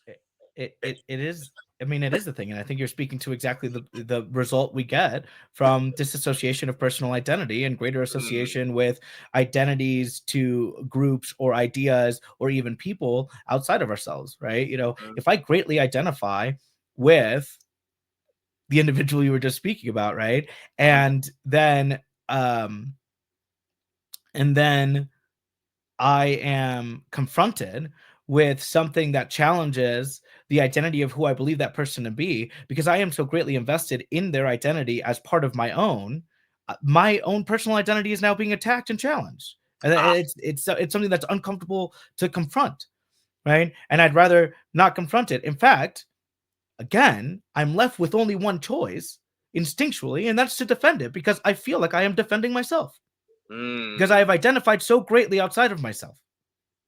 Right? I've begun to give myself away to these external. Yeah. ideas, to these people, to these systems, to whatever it is, you know. And it is so easy to do when you are Mm, hyper connected. It really is. Uh, it again, it's something that is somehow innately part of our nature to identify with something greater than ourselves and and to want to foster connection to that thing, to that idea, to that person, and to that identity, and there isn't anything wrong with our nature. I think so much of of our sort of internal conflicts with our identities is that people feel that their very natures are being challenged, and the way we speak to that is by talking about the parts of ourselves, the parts of our identities that we believe are being challenged, whether mm, that be my race or my legal status or my patriotism or my faith, right? Like, this is how I speak to the idea that I feel challenged to my core, that my nature is being challenged, that somehow you're telling me that my humanity is wrong, mm, you know that I should be ashamed for being human, you know uh and the truth is that what we are asking collectively of ourselves and of each other is not to acknowledge that somehow our nature is inherently wrong or evil or terrible, right? Although I don't know, part of me sort of thinks that, but that we do have the right to pursue our natures, mm, and we have the right to learn. We have the right to make mistakes. We have the right to give away too much of ourselves. We have the right to think too much of ourselves. We have mm, the right to fall in to every aspect of our natures and to experience this humanity to the fullest extent that we do. We also have the duty to learn and to respond to that learning, mm. because our humanity is greater than ourselves. Our humanity is something that we share collectively. Yeah. I am not the only human here. My mistakes are not my own. Right. They do affect the humanity of others. The pursuit of my own natures, you know, are not just about me, right? I am a part of the human race. I am a Mm, part of the human species, and I am sharing this space and time with each and every one of you and every other being on this planet and in this galaxy that I share this space and time with, right? And there is nothing wrong with the pursuit of my nature. mm, There is something to be said about our abilities as this species to reason and rationalize, and a duty to learn from the pursuit of our own natures, to mm, be conscious of our natures as we make decisions. And we have the right to collectively forget or devalue or not remember and uphold so consciously that, hey, we should probably think about how our natures will use what we are thinking about doing. We mm, also have the right socially to forget. Collectively as a species, we have that right. It again is part of our nature. It's one of the greatest parts of being human is our abilities to so easily forget. Life would be nothing but grief if we could not forget, mm, mm, you know. But there are certain things um that we will inevitably through our own actions remind ourselves of, because there are certain things that cannot be forgotten about our own natures in our pursuits, you know.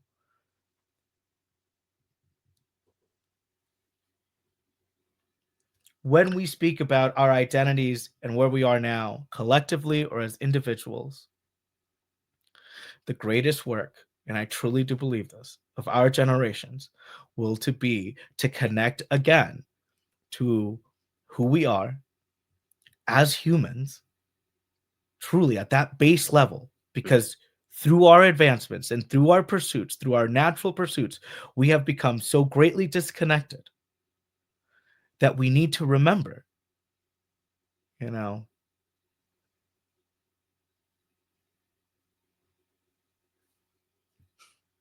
Yeah, I think you're correct. Is that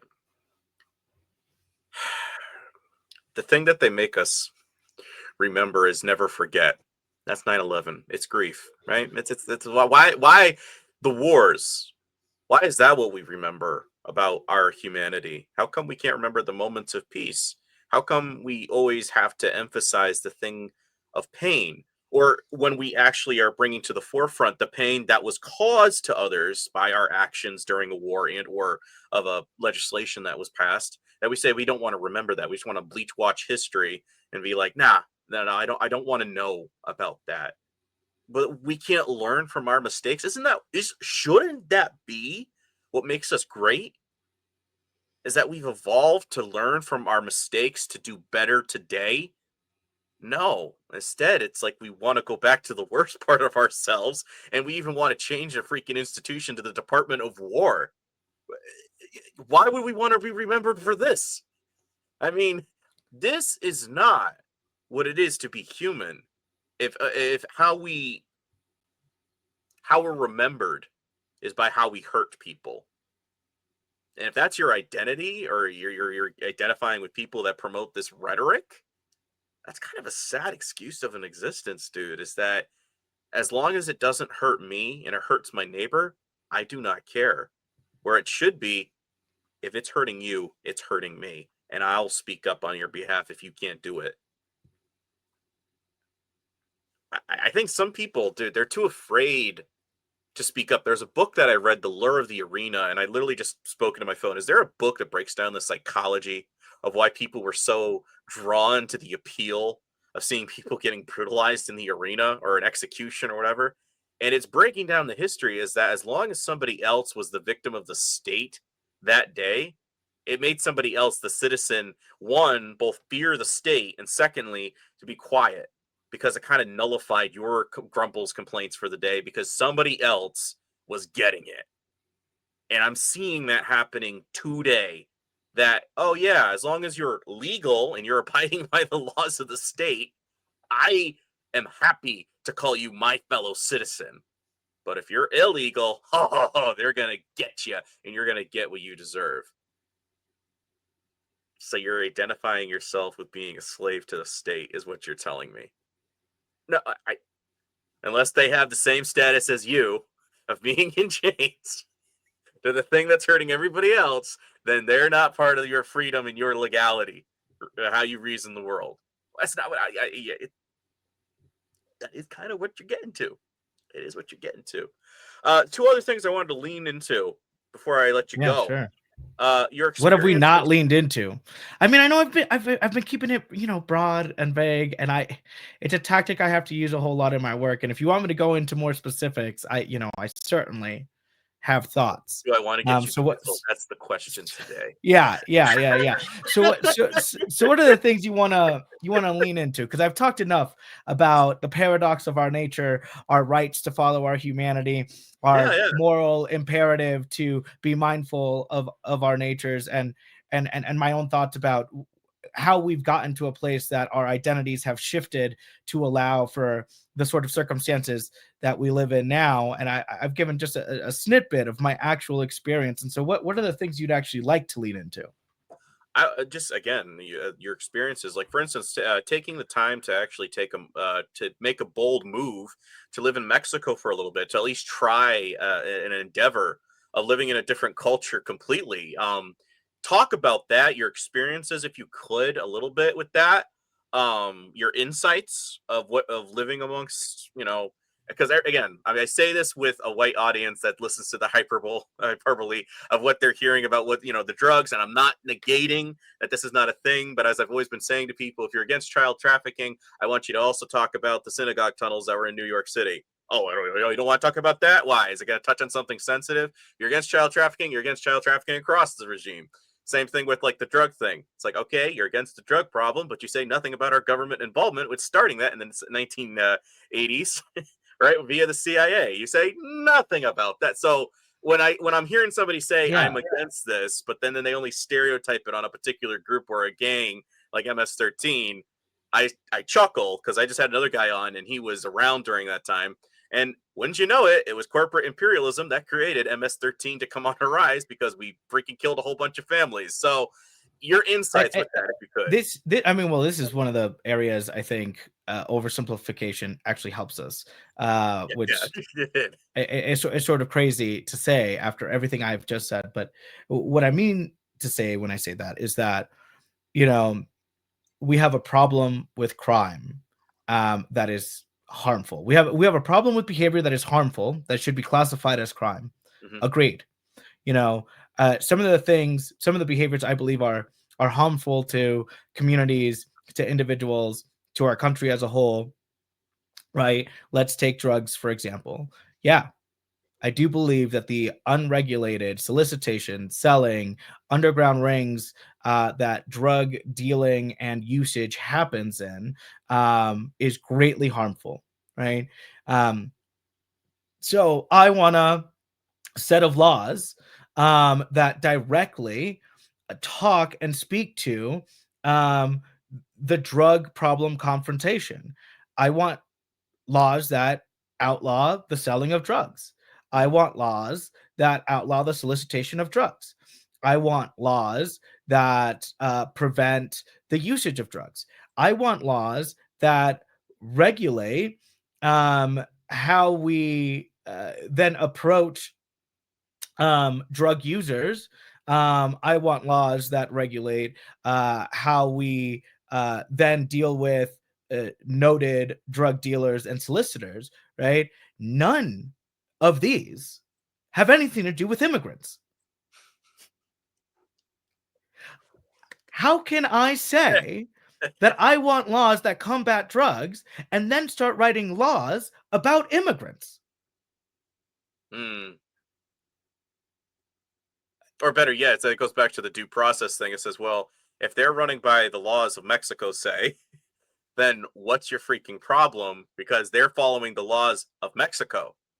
Yeah, but they're doing it in our country.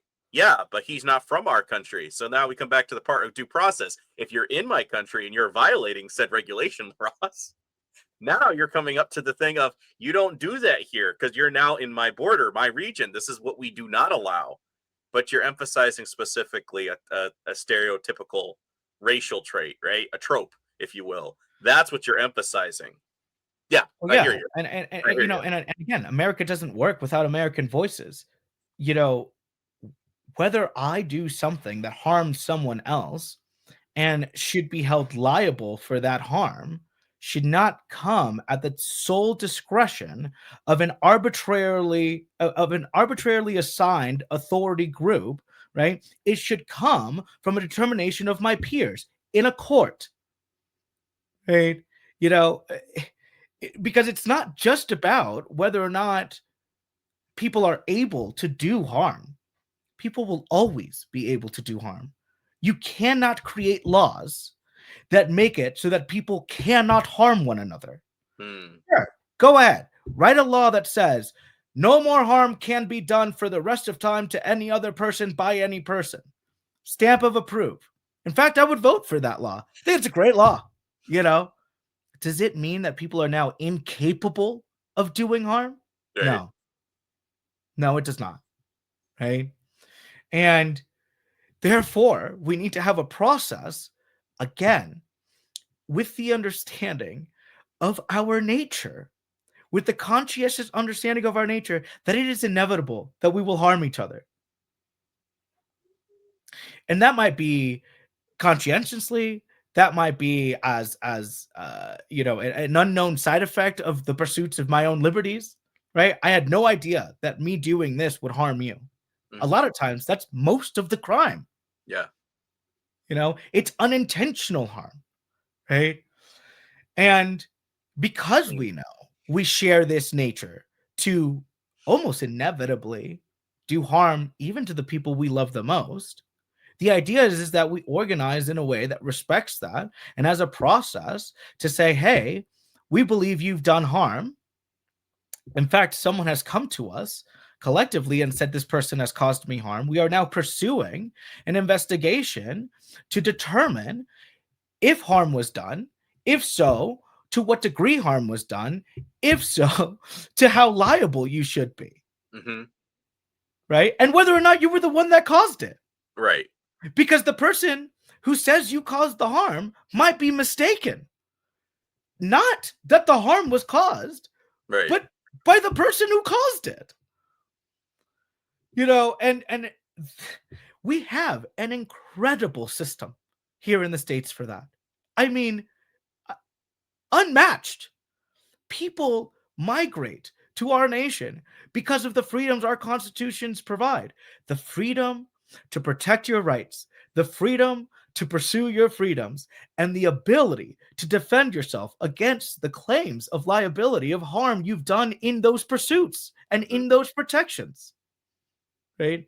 If we remove any one of those things, then we are not the country with that great system. You know, and if we are justifying the removal of any of those things out of the fear that someone might cause harm, well, let's remind ourselves that it is inevitable that we will cause harm, and we cannot litigate that away. Mm. There is in no world that we can justify through our fears the ability to create laws for the few that will intentionally cause harm that does not remove the rights of all of us who do not. Right. And so we have a decision collectively, and I have a decision personally in my day to day about how I interact with people around me. Mhm. Am I going to dictate my behaviors, my responses, my reactions in my community with those around me based on my greatest fears that of the knowledge that a few of these people around me are intend ill, right? Or am I going to base my actions, my reactions, my responses, and my intentions of those around me on the knowledge that most of us have the intention to work to some socialized order that has the greatest level of freedoms for us all? Mhm. If that is the way we are organizing, then what that means is that we have to leave communities to the power to decide how they will deal with their harm doers. Right. Right. You know, local municipalities have ordinances. Local county systems have planning and zoning laws. Local states have their own constitutions and their own set of distinct laws that augment, adapt, and complement our federal national laws. Right? And we have this because we want the freedom to live in a place that reflects how we believe harm doers should be treated after harm is done. Ultimately, that's why these laws differ, right? Because it's not about creating laws around, I want to live around people that do good in this way. What does that even mean? You know, I want to live in a community where people donate bread, but I only want to live in a community where people donate white bread and they donate 12 loaves and it's only on a Wednesday from 5 to 6. We don't make laws for how we do good. We make laws for what happens when we do bad. Okay? And I want to find the community that has the ability to say, the way we address our harm doers agrees with what I believe should be the right way to do it. And if we have federal overreach, which is what's happening now, to say that there will be a blanket way of how we address not only those who do harm, but those who we believe have done harm or will do harm or may do harm, without process and without discretion, then all of a sudden we've stripped all of our collective abilities to make those decisions for ourselves. Now, all of a sudden, our federal government is doing the very thing none of us want as Americans, overreaching. Do not come into my community and all of a sudden say that you've identified those you believe will do harm and indiscretionarily just decide what you are going to do with them without our participation in that process. To remove our rights for that process. It's almost come down to it's laws for thee, but not for me. And while we're so worried about the human traffickers, we're saying nothing about all the politicians that are on the freaking Epstein list, right? It's like, well, yeah, let's go focus on them. It's like, yeah, but you yourself, we got problems with you. Yeah, but we're going to vote to block a list that does not exist or is created by the other side. Then how come? Wait, so it doesn't exist. We're going to block it from coming out because we don't want people to understand that the people who are rich enough to buy out of these laws, right? That's not fair to the rest of us. It's like, if we're going to have laws, shouldn't we all adhere to this? But then somehow, because of your collective identity, the voice of the guy that represents you is like, well, if my dad says that we're all not supposed to do that, but my dad is guilty of doing that, well, I sound like a hypocrite if my dad just did it, so I'm going to stand by my dad, as opposed to saying, you know what, you're right. The law is the law is the law, and he should be prosecuted. I'm sorry. I mean, we do that on every scale possible. Particularly, it's the only way capitalism has survived more than 500 years. Yeah. Because those who make nearly no money have to defend the rights of those who make all the money in order for them to be able to claim any future money. You're right. And then you have to defend your master. Yeah. It's like technology. And so I identify and defend the billionaire because I believe that somehow I have the ability to also be the billionaire. More so, I personally have experiential knowledge that tells me it has been very difficult for me to amass the small amount of wealth that I have.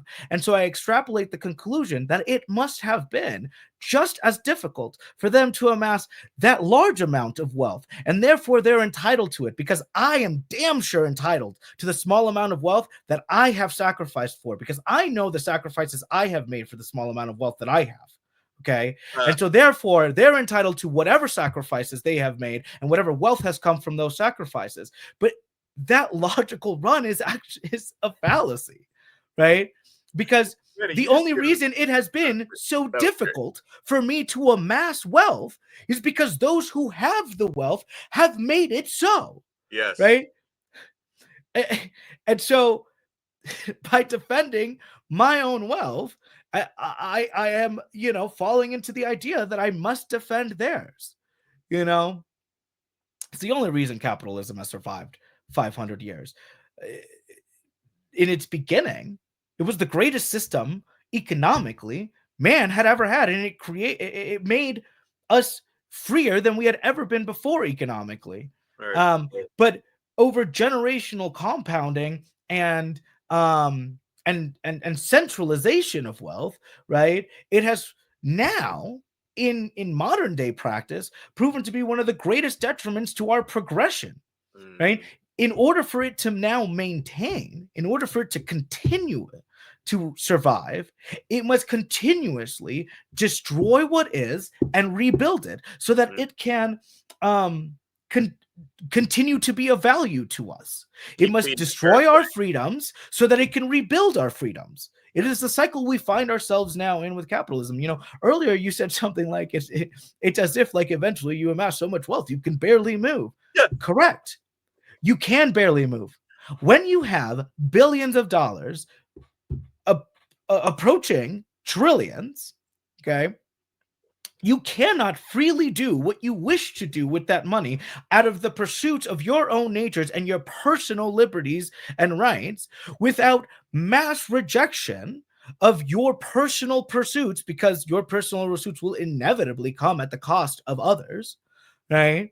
And so your movement has become restricted by how much money you have in your own pursuit of your own nature, because you can't really use it. And inevitably, the only course of action you have is to control the movement of others by taking over a damn nation. Yeah. And again, that goes into surrogate warfare and all that other BS. Yeah.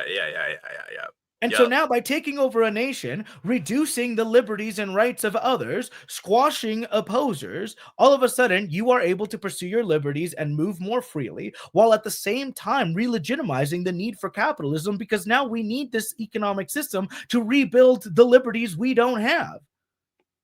But we already had them. We are stuck in a cycle that we cannot seem to get out of this unconscious pursuit of our own natures.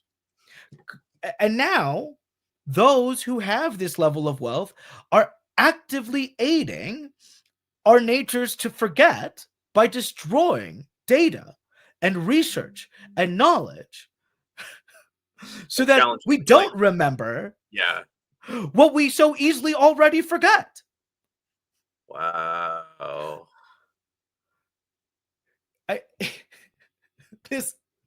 This truly feels at times, right, like it is unsurmountable, and I never want to speak from a point of validation of that, because it's not.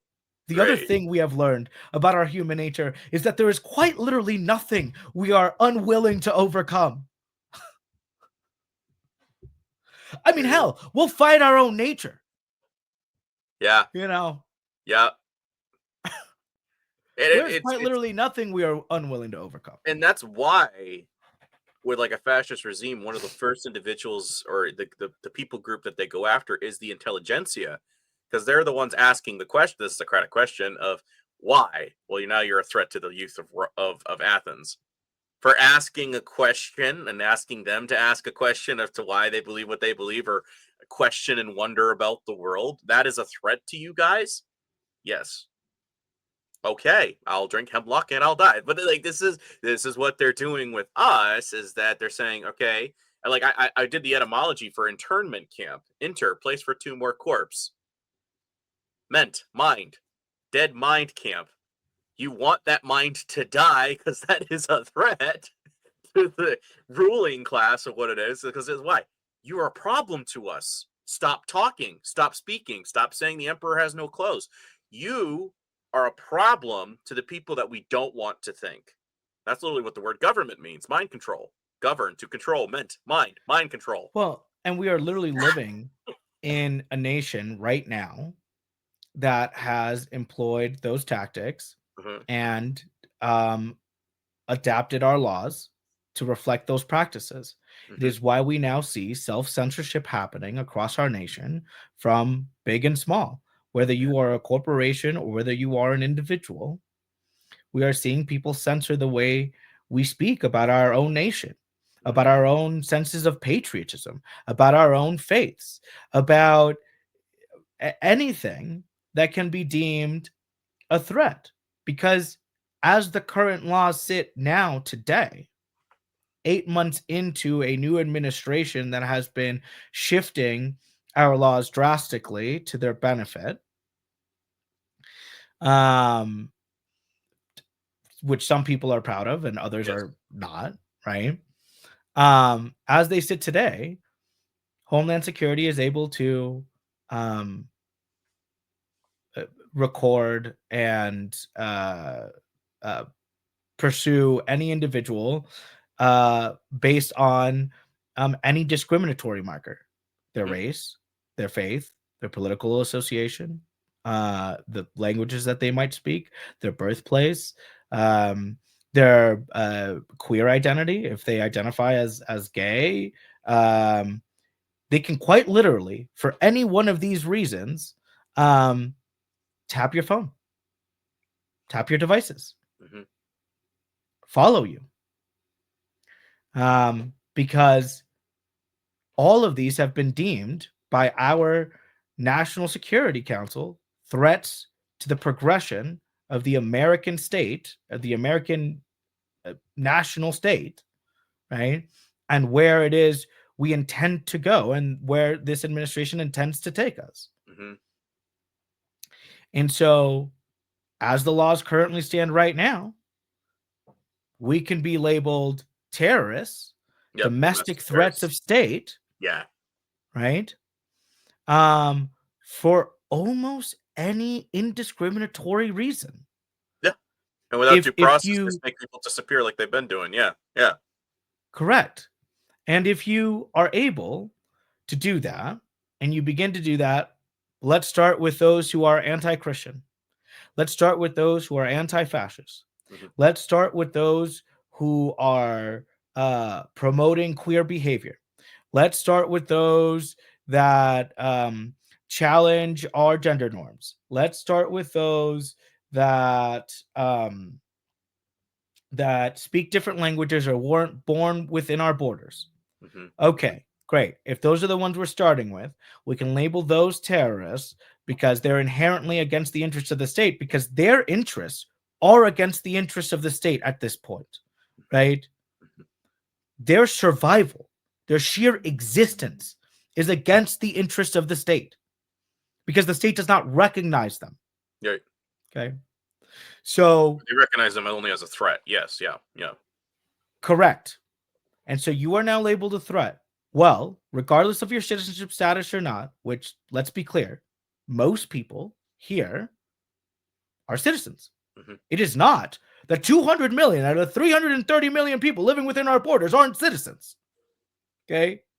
Most people here are citizens. Mhm. What that means now is that if you're a terrorist, you're on a no-fly list. Your passport is revoked. Your ability to travel is greatly diminished and limited. You are now trapped within borders in a nation that does not recognize you except for as a threat. Mm. The only next inevitable step is to round you up.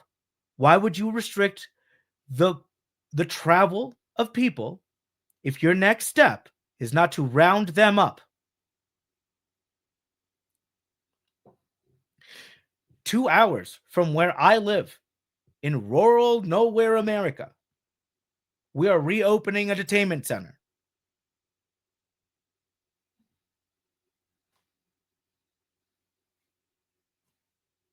Why? Yeah. Why? Because the No. county No. No. Like decided it would be that's good for their rhetorical. But economy. yeah, because we got to put all Literally. those crops that are dying somewhere. Well, when people lose their homes, Mm. lose their farms, have the inability to maintain residency, are now on the streets, pissed at a state that did this to them, right? Because they were abandoned by their state. Yeah. The idea is that at that point they will become a threat. Huh. Well, yes, because you've criminalized their very existence. And so now their only chance for survival is resistance. Yes. And so you need a Wow. detention center very close to where you're going to be doing that, like in rural America, where farmers have lost their subsidies, where their migrant workers have been detained and deported, where their sales have declined because of a tariff war, and our largest foreign buyers of our agricultural crops have decided not to buy our crops as a way to hurt us economically. In areas where there are largely Hispanic speaking communities, in areas where there are uh, queer liberators at work saying and telling people that it is fine to pursue your natures regardless of whether or not they are within the typically accepted social norms of human behaviors. You know, anyone that is advocating and doing work in an area that is under threat due to the decisions of a state inevitably will be a threat to that state. Mm-hmm. You know, And we again, this have is going into the horrors of what you're talking about with the national identity thing, because basically you start thinking outside the box that they've designed for you, you're the threat to them. So therefore, you yourself, with your identity that's already aligned with the state, you're going to turn in your friends and family by default because they're a threat by what's not aligning to the criteria of what the state tells you is legal, fill in the blank, what's normal, right? What this is what's normal, peace and security, right? right, but in what world Yeah. did any American ever want their federal government reaching into their states, reaching into their counties, reaching in to their towns to start rounding people up? Mm-hmm. In what world did any American believe this is what America should look like? That's the part that I have a hard time reconciling at night within myself. You know, because regardless of what your political opinions are, regardless of what your political views are, right? Are we not all inherently American at the end of the day? Right?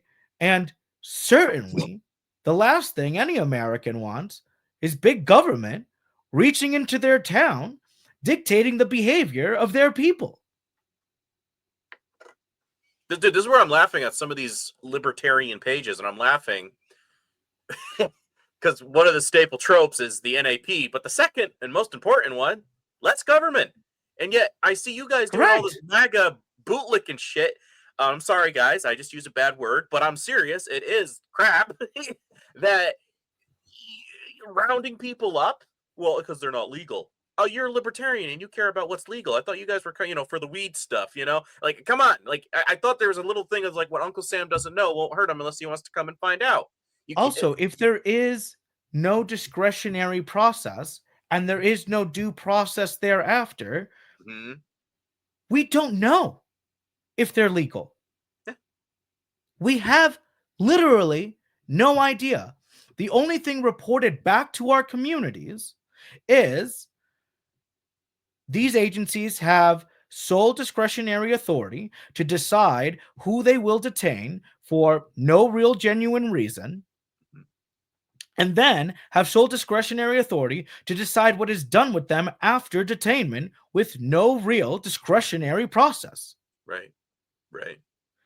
And so, in order to continue to feed the narrative that they are only rounding up illegals, is to listen to the reports back that say, yeah, we only rounded up the illegals. Mhm. Okay. I have a healthy skepticism. I have a hard time trusting myself most days. I certainly don't trust you. Can you please show me the documentation that you are only rounding up illegals with something more written on a piece of paper in crayon that says they were illegal? Because we have now documented proof that they're not just the illegals that you're rounding up. Yes. Yep. And you have now the legal ability to round up people that are legal. Yeah. And I'm not talking about legal migrants. I'm not talking about documented green card holders, visa holders, students, which that is happening. I'm talking about Americans. Mhm. You have the legal authority granted you by the Supreme Court of the United States in a closed hearing overnight to round up anyone. I'm sorry, but as an American, that doesn't sit well with me in any possible way. In any possible way. I have a law enforcement system here in my city. Mhm. We fund them very well. I can tell you that in rural America with no money, we have 4 squad cars respond to a pullover. They got nothing better to do. We fund them very well. We do not need the overreach of any other governing agency or body coming into our communities telling us we do not police ourselves well enough. Yeah. And not that we are here to aid you, to help you, to guide you, to better fund or train you. We are here to do it on your behalf. Mhm. We are taking the authority away from you to do it for yourselves. And we are going to do it how we deem necessary without you being a part of this process at all. I am sorry, but as an American, there is no part of me that sits well. No, and that dude, that's exactly it. Is at a certain point, is like you're giving your voice away, and if you have no voice, then you have no right to, even you're just an autonomous vessel at a certain point, and that's the saddest thing is that I like a little healthy skepticism, and I've said this before: is I don't need you, I don't need anybody to agree with me 100%. I would appreciate actually if you gave me a little pushback on some points because I'm actually willing to hear somebody else out. But if you're going to just surrender your full autonomy to the state and then you have nothing to say, and if anything, you turn in your neighbors because you truly don't think that what you think or what they say aligns with what you identify with as a whole, that's a sad existence, dude. But I think a lot of people are going to fall for that because that's what capitalism teaches you. Like you said, you've extrapolated this concept that the little portion that the master gave me, this is good enough, but I want to hold and hoard onto this as much as possible. As opposed to, you know what? I think that's how they're duping you, is making you think that that's what life's all about, is about what you make, and it's not about what you give to your community, right? You're serving your community. I think everybody's got this concept where it's like it's self-adulation of what you can accumulate in your community. And then once you get that, you think that that's that's what makes you better than everybody else is what you have. And in contrast, I'm like, you know what? The smarter somebody like yourself, your intellect is one of the greatest riches that I know. And I've Thank you. learned a lot from you. Even the phrase that you said, "What's the value of social equity?" I remember that. I talk about. I think I messaged you that in a DM. I've talked about this, and I'm like, he's right. The more I think about it, the more that was like that makes a lot of sense. Is I value what you bring to the table. I don't have to agree 100%, but you sometimes will say something that's like, yeah, I actually do align with that. You got a problem Yeah, with and that? They're like, yeah, because it speaks against the state. Big whoop. well, and quite frankly, I spend a lot of time talking with a lot of people. Again, Yeah. my work is in community organization, and I myself am actually gearing up for a political run on my local level. Because the people have put their trust in me and have pushed me towards it, and I think I'm finally ready to actually represent people because I'm no longer theorizing about what life is. Hmm. um, but I will just say this: even when my systems are running smoothly and working well enough, I've never trusted my government. Hmm. I've never trusted that the people at the top are altruistic and infallible and unable to be bought out by special interest, right? And so I have always been wary of any changes to our, current status, right? Um, what are the motivations here, right? And what are the implications of the impacts on American lives here? Um, And so to see a government, to live under an administration that has weaponized the government against its own people, reduced their rights, taken away the liberties of so many around me, has me walking around with my passport in my pocket in my hometown. Okay. I just cannot imagine having blind trust in this government when I have never had trust in any government. It certainly is not this one that is going to get my trust. You know, and so it is ironic and it is hypocritical of a party that has historically been distrusting of government and a proponent of lesser government to now blindly trust and support the overreach of an authoritarian government. I quite literally do not know how anyone reconciles that in their head. I cannot make sense of it. I think The only thing I can do is remind myself that we're human and people fall to their instincts and natures to protect their identities, and they have a strong association with the party and its current leadership. And okay, from there I can work and from there I can talk, but I certainly will not engage in the discussion of policy or government workings, because the truth is, although we want the same thing from our government, we say that you are blindly trusting what our government is doing, despite it being in direct contrast to the things we know we want. And so I can only speak to you about your identity. I cannot speak to you about our policies. Because we are too caught up defending the policies our identities are attached to. Yeah. That's just what I said. It was the phrase statism, a codependent Stockholm syndrome. It's like, it's like you're getting beat up by Joey every night. It's like, yeah, why don't you leave him? Well, I don't want to. Why? Well, he still gives me a roof over my head and food in my belly. Well, why don't you call the cops?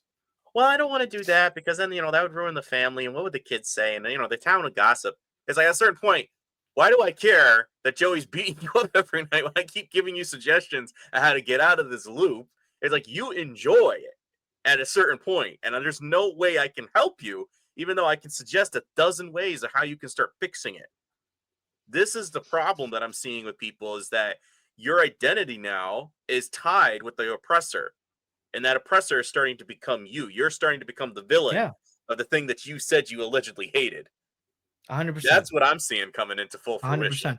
100%. I there's no way I can possibly support things like the defunding of Medicaid to hospitals when I live in a rural area and I have a hospital shutting down in the next few years and another one that's just been ordered to give $60 million in Medicaid funding back because of the cuts that they've done.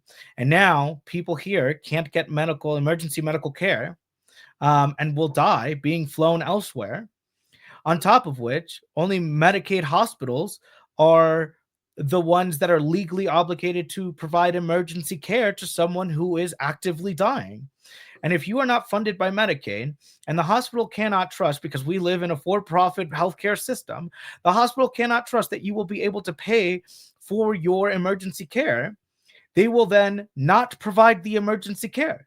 They will first check your status. Secondly, check if you have insurance. And by the time they process all of that, hopefully they can give you care in time. If you don't have it, you will die. And if in the process of checking if you have it or not, you might die. The reason we have these regulations in place is not to protect the illegal immigrant, God forbid. It is to protect American lives. Because if they stopped to check whether or not I was American and I had insurance before they treated my life-threatening illness that was happening right now, Americans would die. Yes. And then we go, oh man, he was an American and he did have insurance. Too bad. That is what is happening where I live. Well, and I think that in turn, with the amount of that everything costs in the medical field, it's kind of crappy, dude. In all honesty, that unless you're part of the state, you're not going to be qualified for the state-run Medicare, right? It's like, oh, you have to be legal. I posted a video the other day. It was a black individual, and again, I state this because there's a reason I'm stating that. But he had to run back to his car to grab his wife's ID for a situation that you were just describing. And you had the hospital security, you had a couple of nurses, like a doctor or two or something like that, and they're all making sure. He's like, listen, he's cussing him out, and he's like, I got your stupid stuff that you wanted, blah blah blah. She needs a medical care, and he's kind of getting a little bit explosive. He's getting rightfully so angry. He's using a couple of f bombs here and there. The guy who DMs me is talking about, oh, you can attract more flies with honey than you can with vinegar and stuff like. And I'm like, dude, his wife's life is on the line. Do you really think if you're put in that situation, you're going to be cordial with 7 to 8, 10 people standing in your way Correct. when they're asking for legal reasons for this? Like, no, you're calling out the stupidity of what's going on. You're looking at badge numbers because you want some justice because, holy, are you serious right now? This is your priority? Somebody's life, somebody that I love, that I've invested in, is about to die, and you're more concerned about a legal status? It is unfair to expect that any human, when confronted with an immediate threat to their life or one of a loved one, that they will act in any way other than to do what is instinctually in them to try and protect that life. And instinctually, the only mechanism we have is to fight our way to do so. Yeah. And so to expect anything different from our nature, to expect that I will idly stand by while my wife bleeds out or while I bleed out, while you decide whether or not I am a worthy life worth saving. Yeah. Is an insane expectation of any fucking human. It Sorry is for because the drop there. No, you didn't even see the guy's skin color, but that's what he emphasizes is, oh, blah, blah, blah, in that culture. And I was like, really, dude? Again, you just stereotyped a skin color for his character in that moment. I'm And sorry, like, but are you serious? these are not political talking points. I'm sorry. These That's are what I'm not saying, but you're making political. somebody These are makes that not into a political political views talking or point. political opinions. Yeah. You want to talk about if there's ever a time to oversimplify. If Yeah. there is ever a time to oversimplify, someone is dying. Yep. This is not a political conversation. Right. This isn't a debate or a viewpoint that can be logicked into or out of. Mm-hmm. Someone is dying. We don't know who they are. Save them. Yeah. We'll find out after. I can't believe there's more of a conversation than that. Dude, that is literally the Good Samaritan. I don't know your name. I don't know who you are. He doesn't even know that two other people who are from the big, faith churches, whatever, walk on the other side of the road. I'll nurse your wounds. I'll bring you to a place for food and lodging. I will pay for it, and when I come back through, and you extend the debt of what I've already paid, I will finish that. Why? Because I don't care about your culture. I care about you're another fellow human being that's beat up laying in a ditch. I don't give a crap about your ethnicity. I care about your life. That is what we should be promoting. And the fact that people, again, are politicizing something like that, what does that say about you if you have to always politicize or legalize every single aspect of life? Tell me, I don't want to live in a world like that, dude. If you need to see my insurance card before providing me life-saving care, that's a you problem. Yeah. That is not an American problem. That is a you problem. Yeah. I'm not sure what has led you to the point that you would deny life-saving care because you can't see a piece of paper. I'll get in trouble with the administration if I don't see a little piece of paper. I'm like, We have invested in these institutions. We have invested in these systems. The hospitals in my community are subsidized through state and federal and municipal funding. My taxes go to the institutions and schools that taught the people that work at those hospitals. My taxes go to the systems, the roads, the infrastructures that support that hospital. The community members that live here work at that hospital. I have invested into the care that that hospital provides. And if the time ever comes that I need that care, you're damn right I expect it. Yeah. And I would expect that if you ever needed that care, that they would give it to you without question.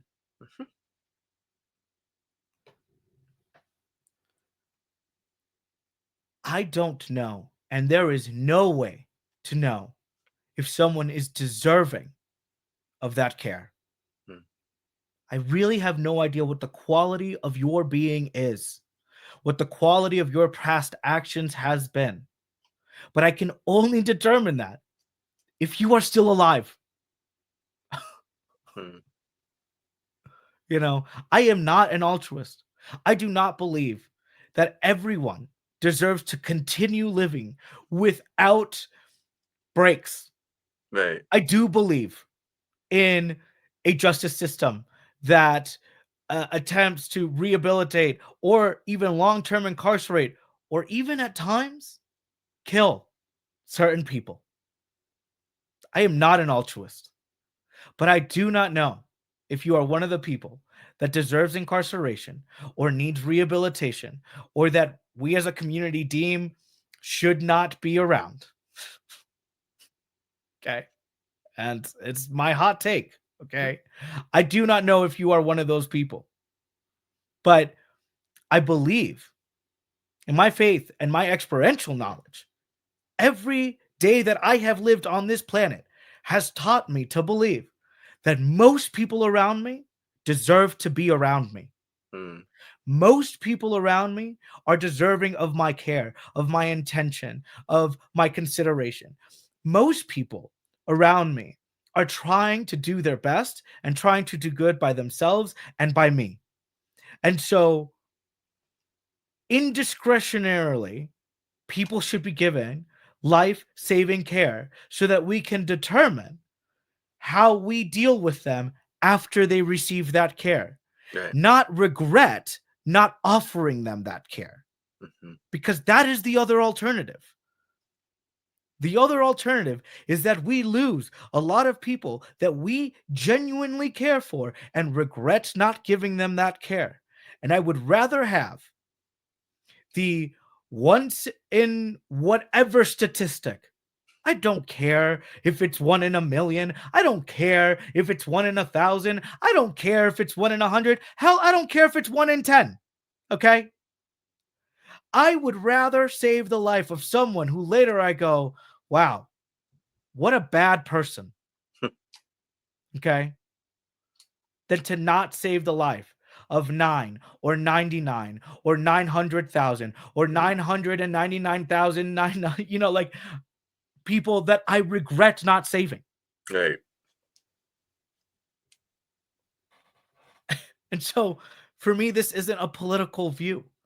It It's not a shouldn't be. political opinion. Yeah. You know, this isn't a political talking point. Right? There is no amount of words. There are no amount of stats. There is no amount of data that is ever going to get me to logically conclude that the best thing for us as Americans is to first check the papers of those receiving emergency care before they receive that care.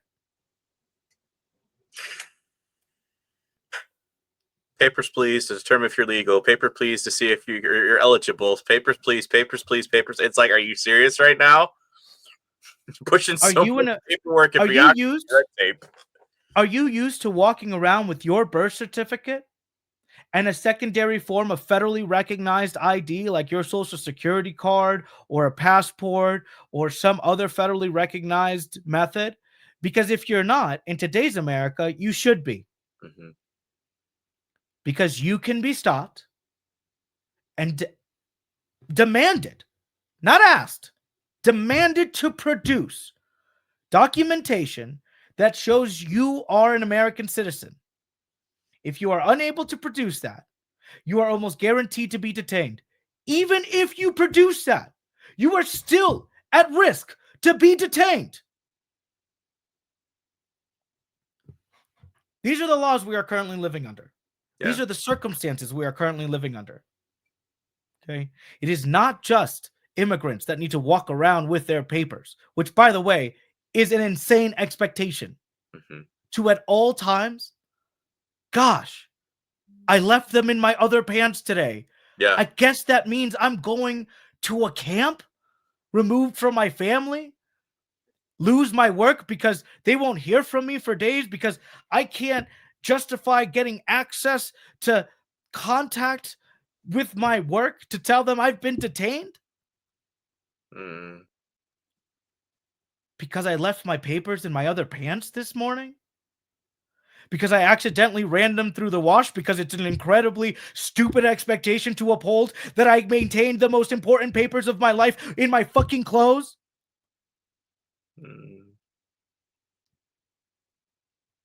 But this is now the expectation that all Americans have. ICE now has the ability to demand your documentation. Therefore, there is a silent expectation that all people residing within the United States, regardless of status, have papers on them because they can be demanded of you. It is now our nation's expectation that you carry your birth certificate, your social security card, your passport, the most important documents of your entire life, that they be in your pocket at all times. God forbid they go through the wash. God forbid you forget them at home on the one day that you're stopped. God forbid you carry them in your purse or in your briefcase or in your messenger bag that you left in your office when you went to grab a coffee at the coffee store next door. And you're not able to return to retrieve the documents you thought were close enough. This is the expectation we live under now.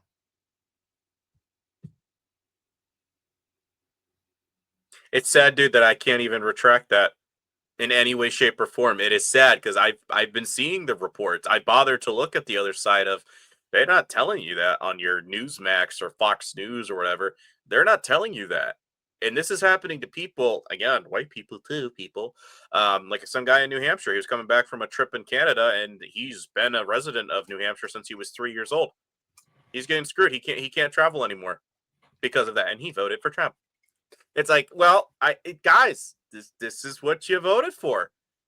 You wanted authoritarianism, and it's going to come down within the next year and a half, 2 years, where it's going to be mandatory for every citizen. And at a certain point, they're going to say, well, let's even upgrade it further. We're going to make it digital. Or like, again, they got the Morris eye scan where they're trying to do now with immigrants. That's going to be the standard. And are you going to stand up against it? No, because you've been rolling over and playing dead for the last 2 to 3 years while it happened to somebody else. But because now it ensures... Yeah, go ahead. It is already mandatory of all citizens to have your papers on you. Again, you have a federal agency that has the authority to stop anyone for any cause or even without reason and demand papers. It is already the expectation that all people residing within the United States have papers on them at all times. That is the expectation. You cannot have a federal agency with that right, with that authority, and not have the expectation that people will have their papers on them. Right? So we already live there. Right?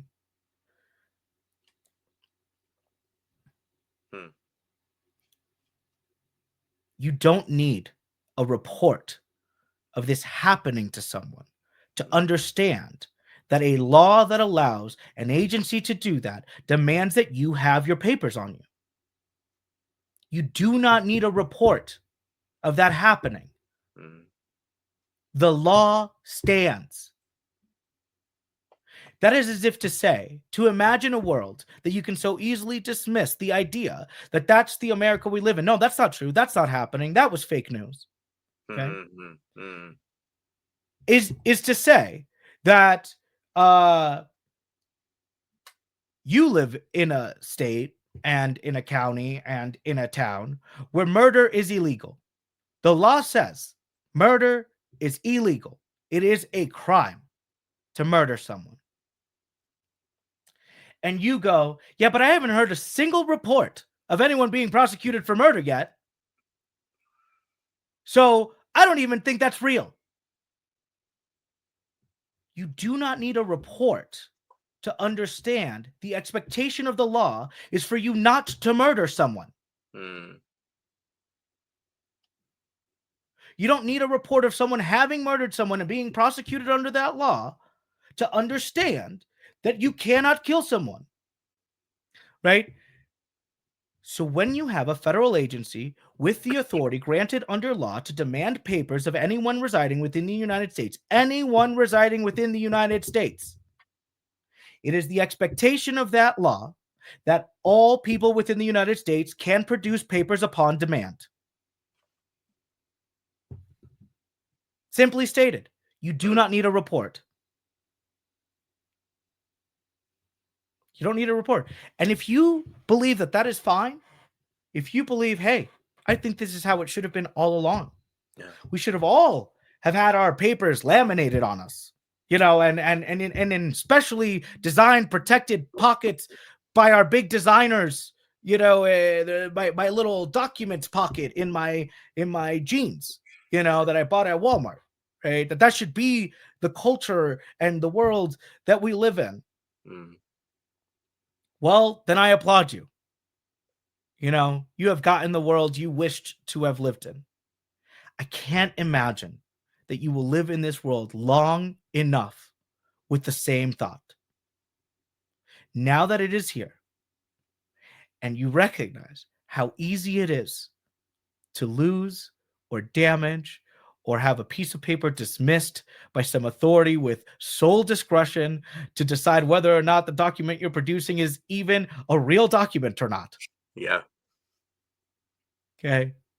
I can't imagine, even if you thought that that was a good practice, that under its actual practice for any period of time, you will continue to uphold the idea that this is good practice. You know, and we have the right to collectively learn what is best practice. And sometimes we just have to try it. Thing is, I think we're getting to a point where that as a probability, I don't think people will learn fast enough, dude. It's the saddest thing is that we have apologies. I just had an alarm go off. Oh, good. We have the ability to cross-reference research and study history, but unfortunately, history has become kind of like a ghost. We don't want to confront it. It's like, yeah, I know you're there. I know it's a thing, but I don't want to remember you. And so I just keep burying it in the attic and putting it in the closet. And that adds up. After an amount of time, it accumulates. And those skeletons in the closet, those are the things that come back to haunt you eventually. Well, this is the other problem. And well, I won't say problem. This is the other side effect and impact of hyper-individualism. Hyper-individualism means I don't have to associate my identity with our collective shared history in any meaningful way. Right. Well, I wasn't there. That wasn't me. That's not true.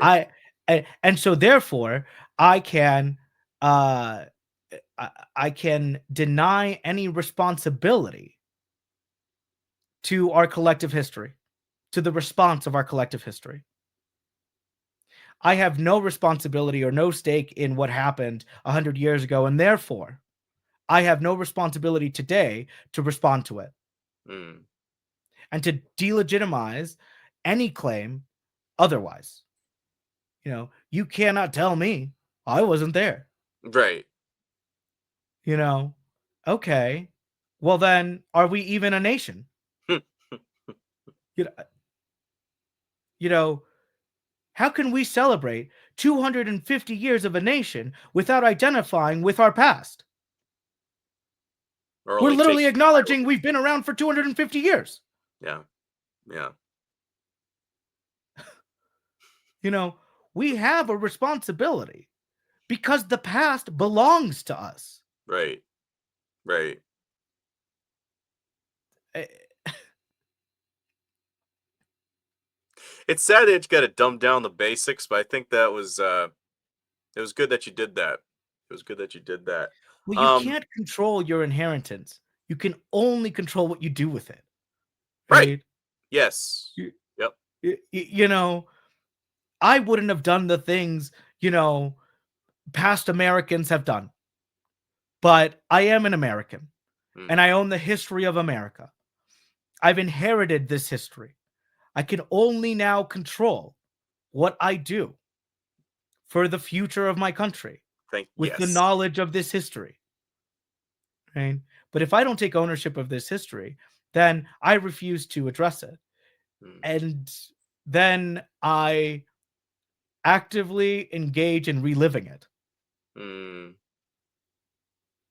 because I haven't learned anything, from history. because I haven't experienced the bad thing and I Mm, have no connection to the bad thing and I have no ownership over the bad thing. And so there is no way for me to reflect and learn and adapt behavior in any way, right. right? The only thing left is for me to experience the bad thing and go, oh, I guess this wasn't so good. And then just die.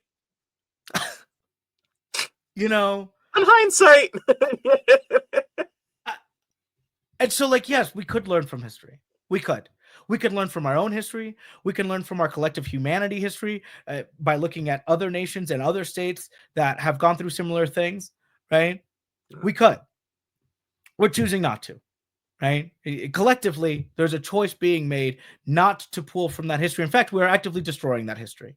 Mm, One of the first things this administration did upon entry into office was ban a list of hundreds of words and terms that were no longer eligible to be included in any federally funded project, research, document of any kind. And so immediately began the eradication, the shredding, the destruction of all of our historical data that included those words. mm, And any current research going into them was stopped, right?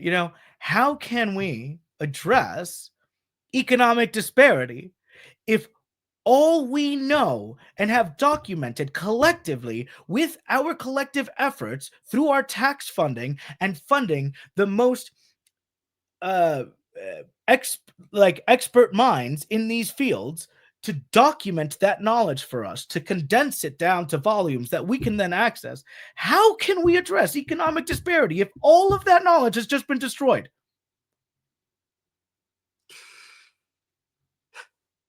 You know, how how can we address immigration policy if all previous immigration policy documents have just been destroyed?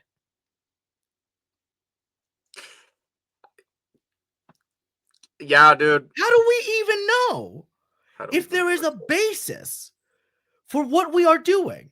Mm, And if the basis for what we are doing is good or bad and has a theory to support that, right. we quite literally have no knowledge to pull from.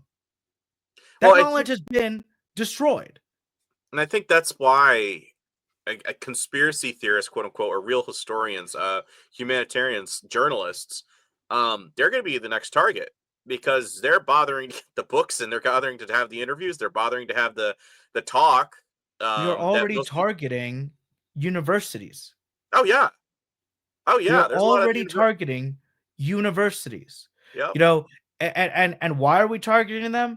Because of the way they decide who gets into their universities. Hmm. Again, where does the overreach end? Yeah. Where does the overreach end? I I just don't know anymore, you know? And I believe It will require every American to do what they can do, to do the thing they can do, to pick the thing they know they can do, and to do it. We can't each do everything, but individually we can do something, and it is vital if we want to save our country.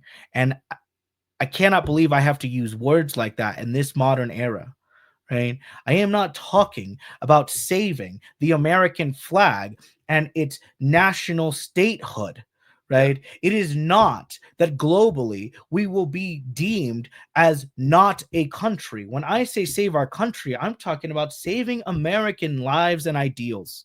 Mm, You know, if we really want to keep American values intact, every American at this point needs to do something. We have a civic duty and responsibility to our nation. Um, because we don't get the rights to indulge and um, and consume the fruits and the benefits of our nation if we aren't working to defend and uphold our nation. right. Right? If we aren't defending and upholding our nation, then it is slowly stripped from us, and so therefore our freedoms are too. The fruits are gone too. With great power comes great responsibility. You want to be free? You want to keep your freedom? There's a ton of power in freedom. Mm, You have the right to choose nearly whatever you want to do at any given time of the day or night. no. That is a lot of power to hold.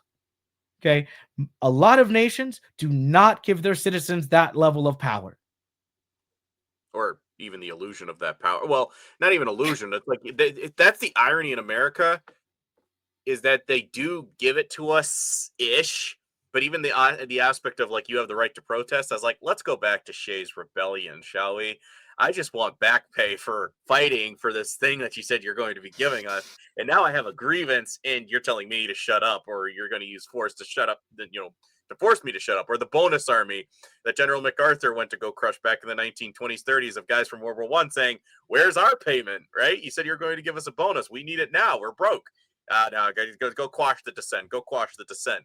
It's like, here's the thing: if every time I complain or I critique or I say I'd like to have you hear me out now, and you silence me, am I truly free? I don't know. I don't know. But food for thought.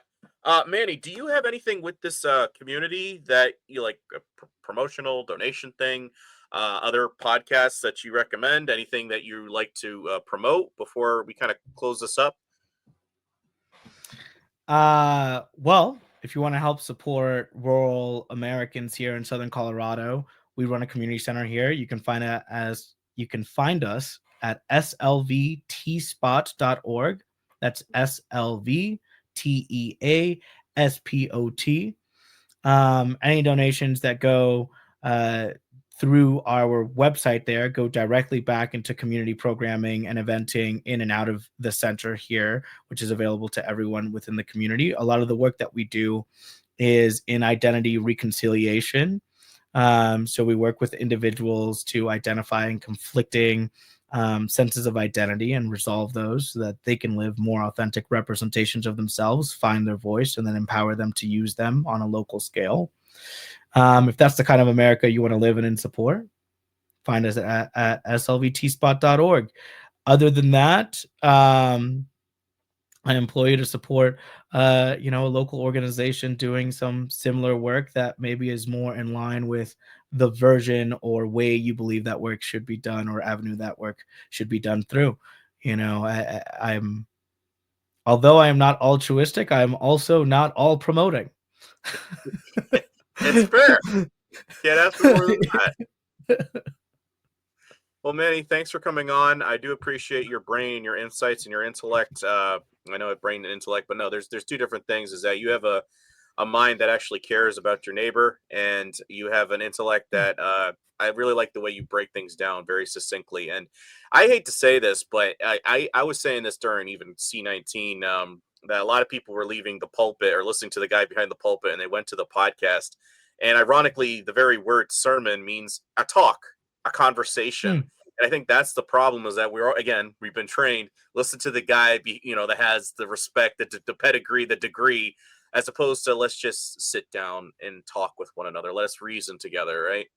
So without any further ado, folks, this is the Mana Daily Podcast. You can find me at Spotify, Rumble, YouTube, and if you can, Patreon. And without any further ado, I will catch you all on the next one.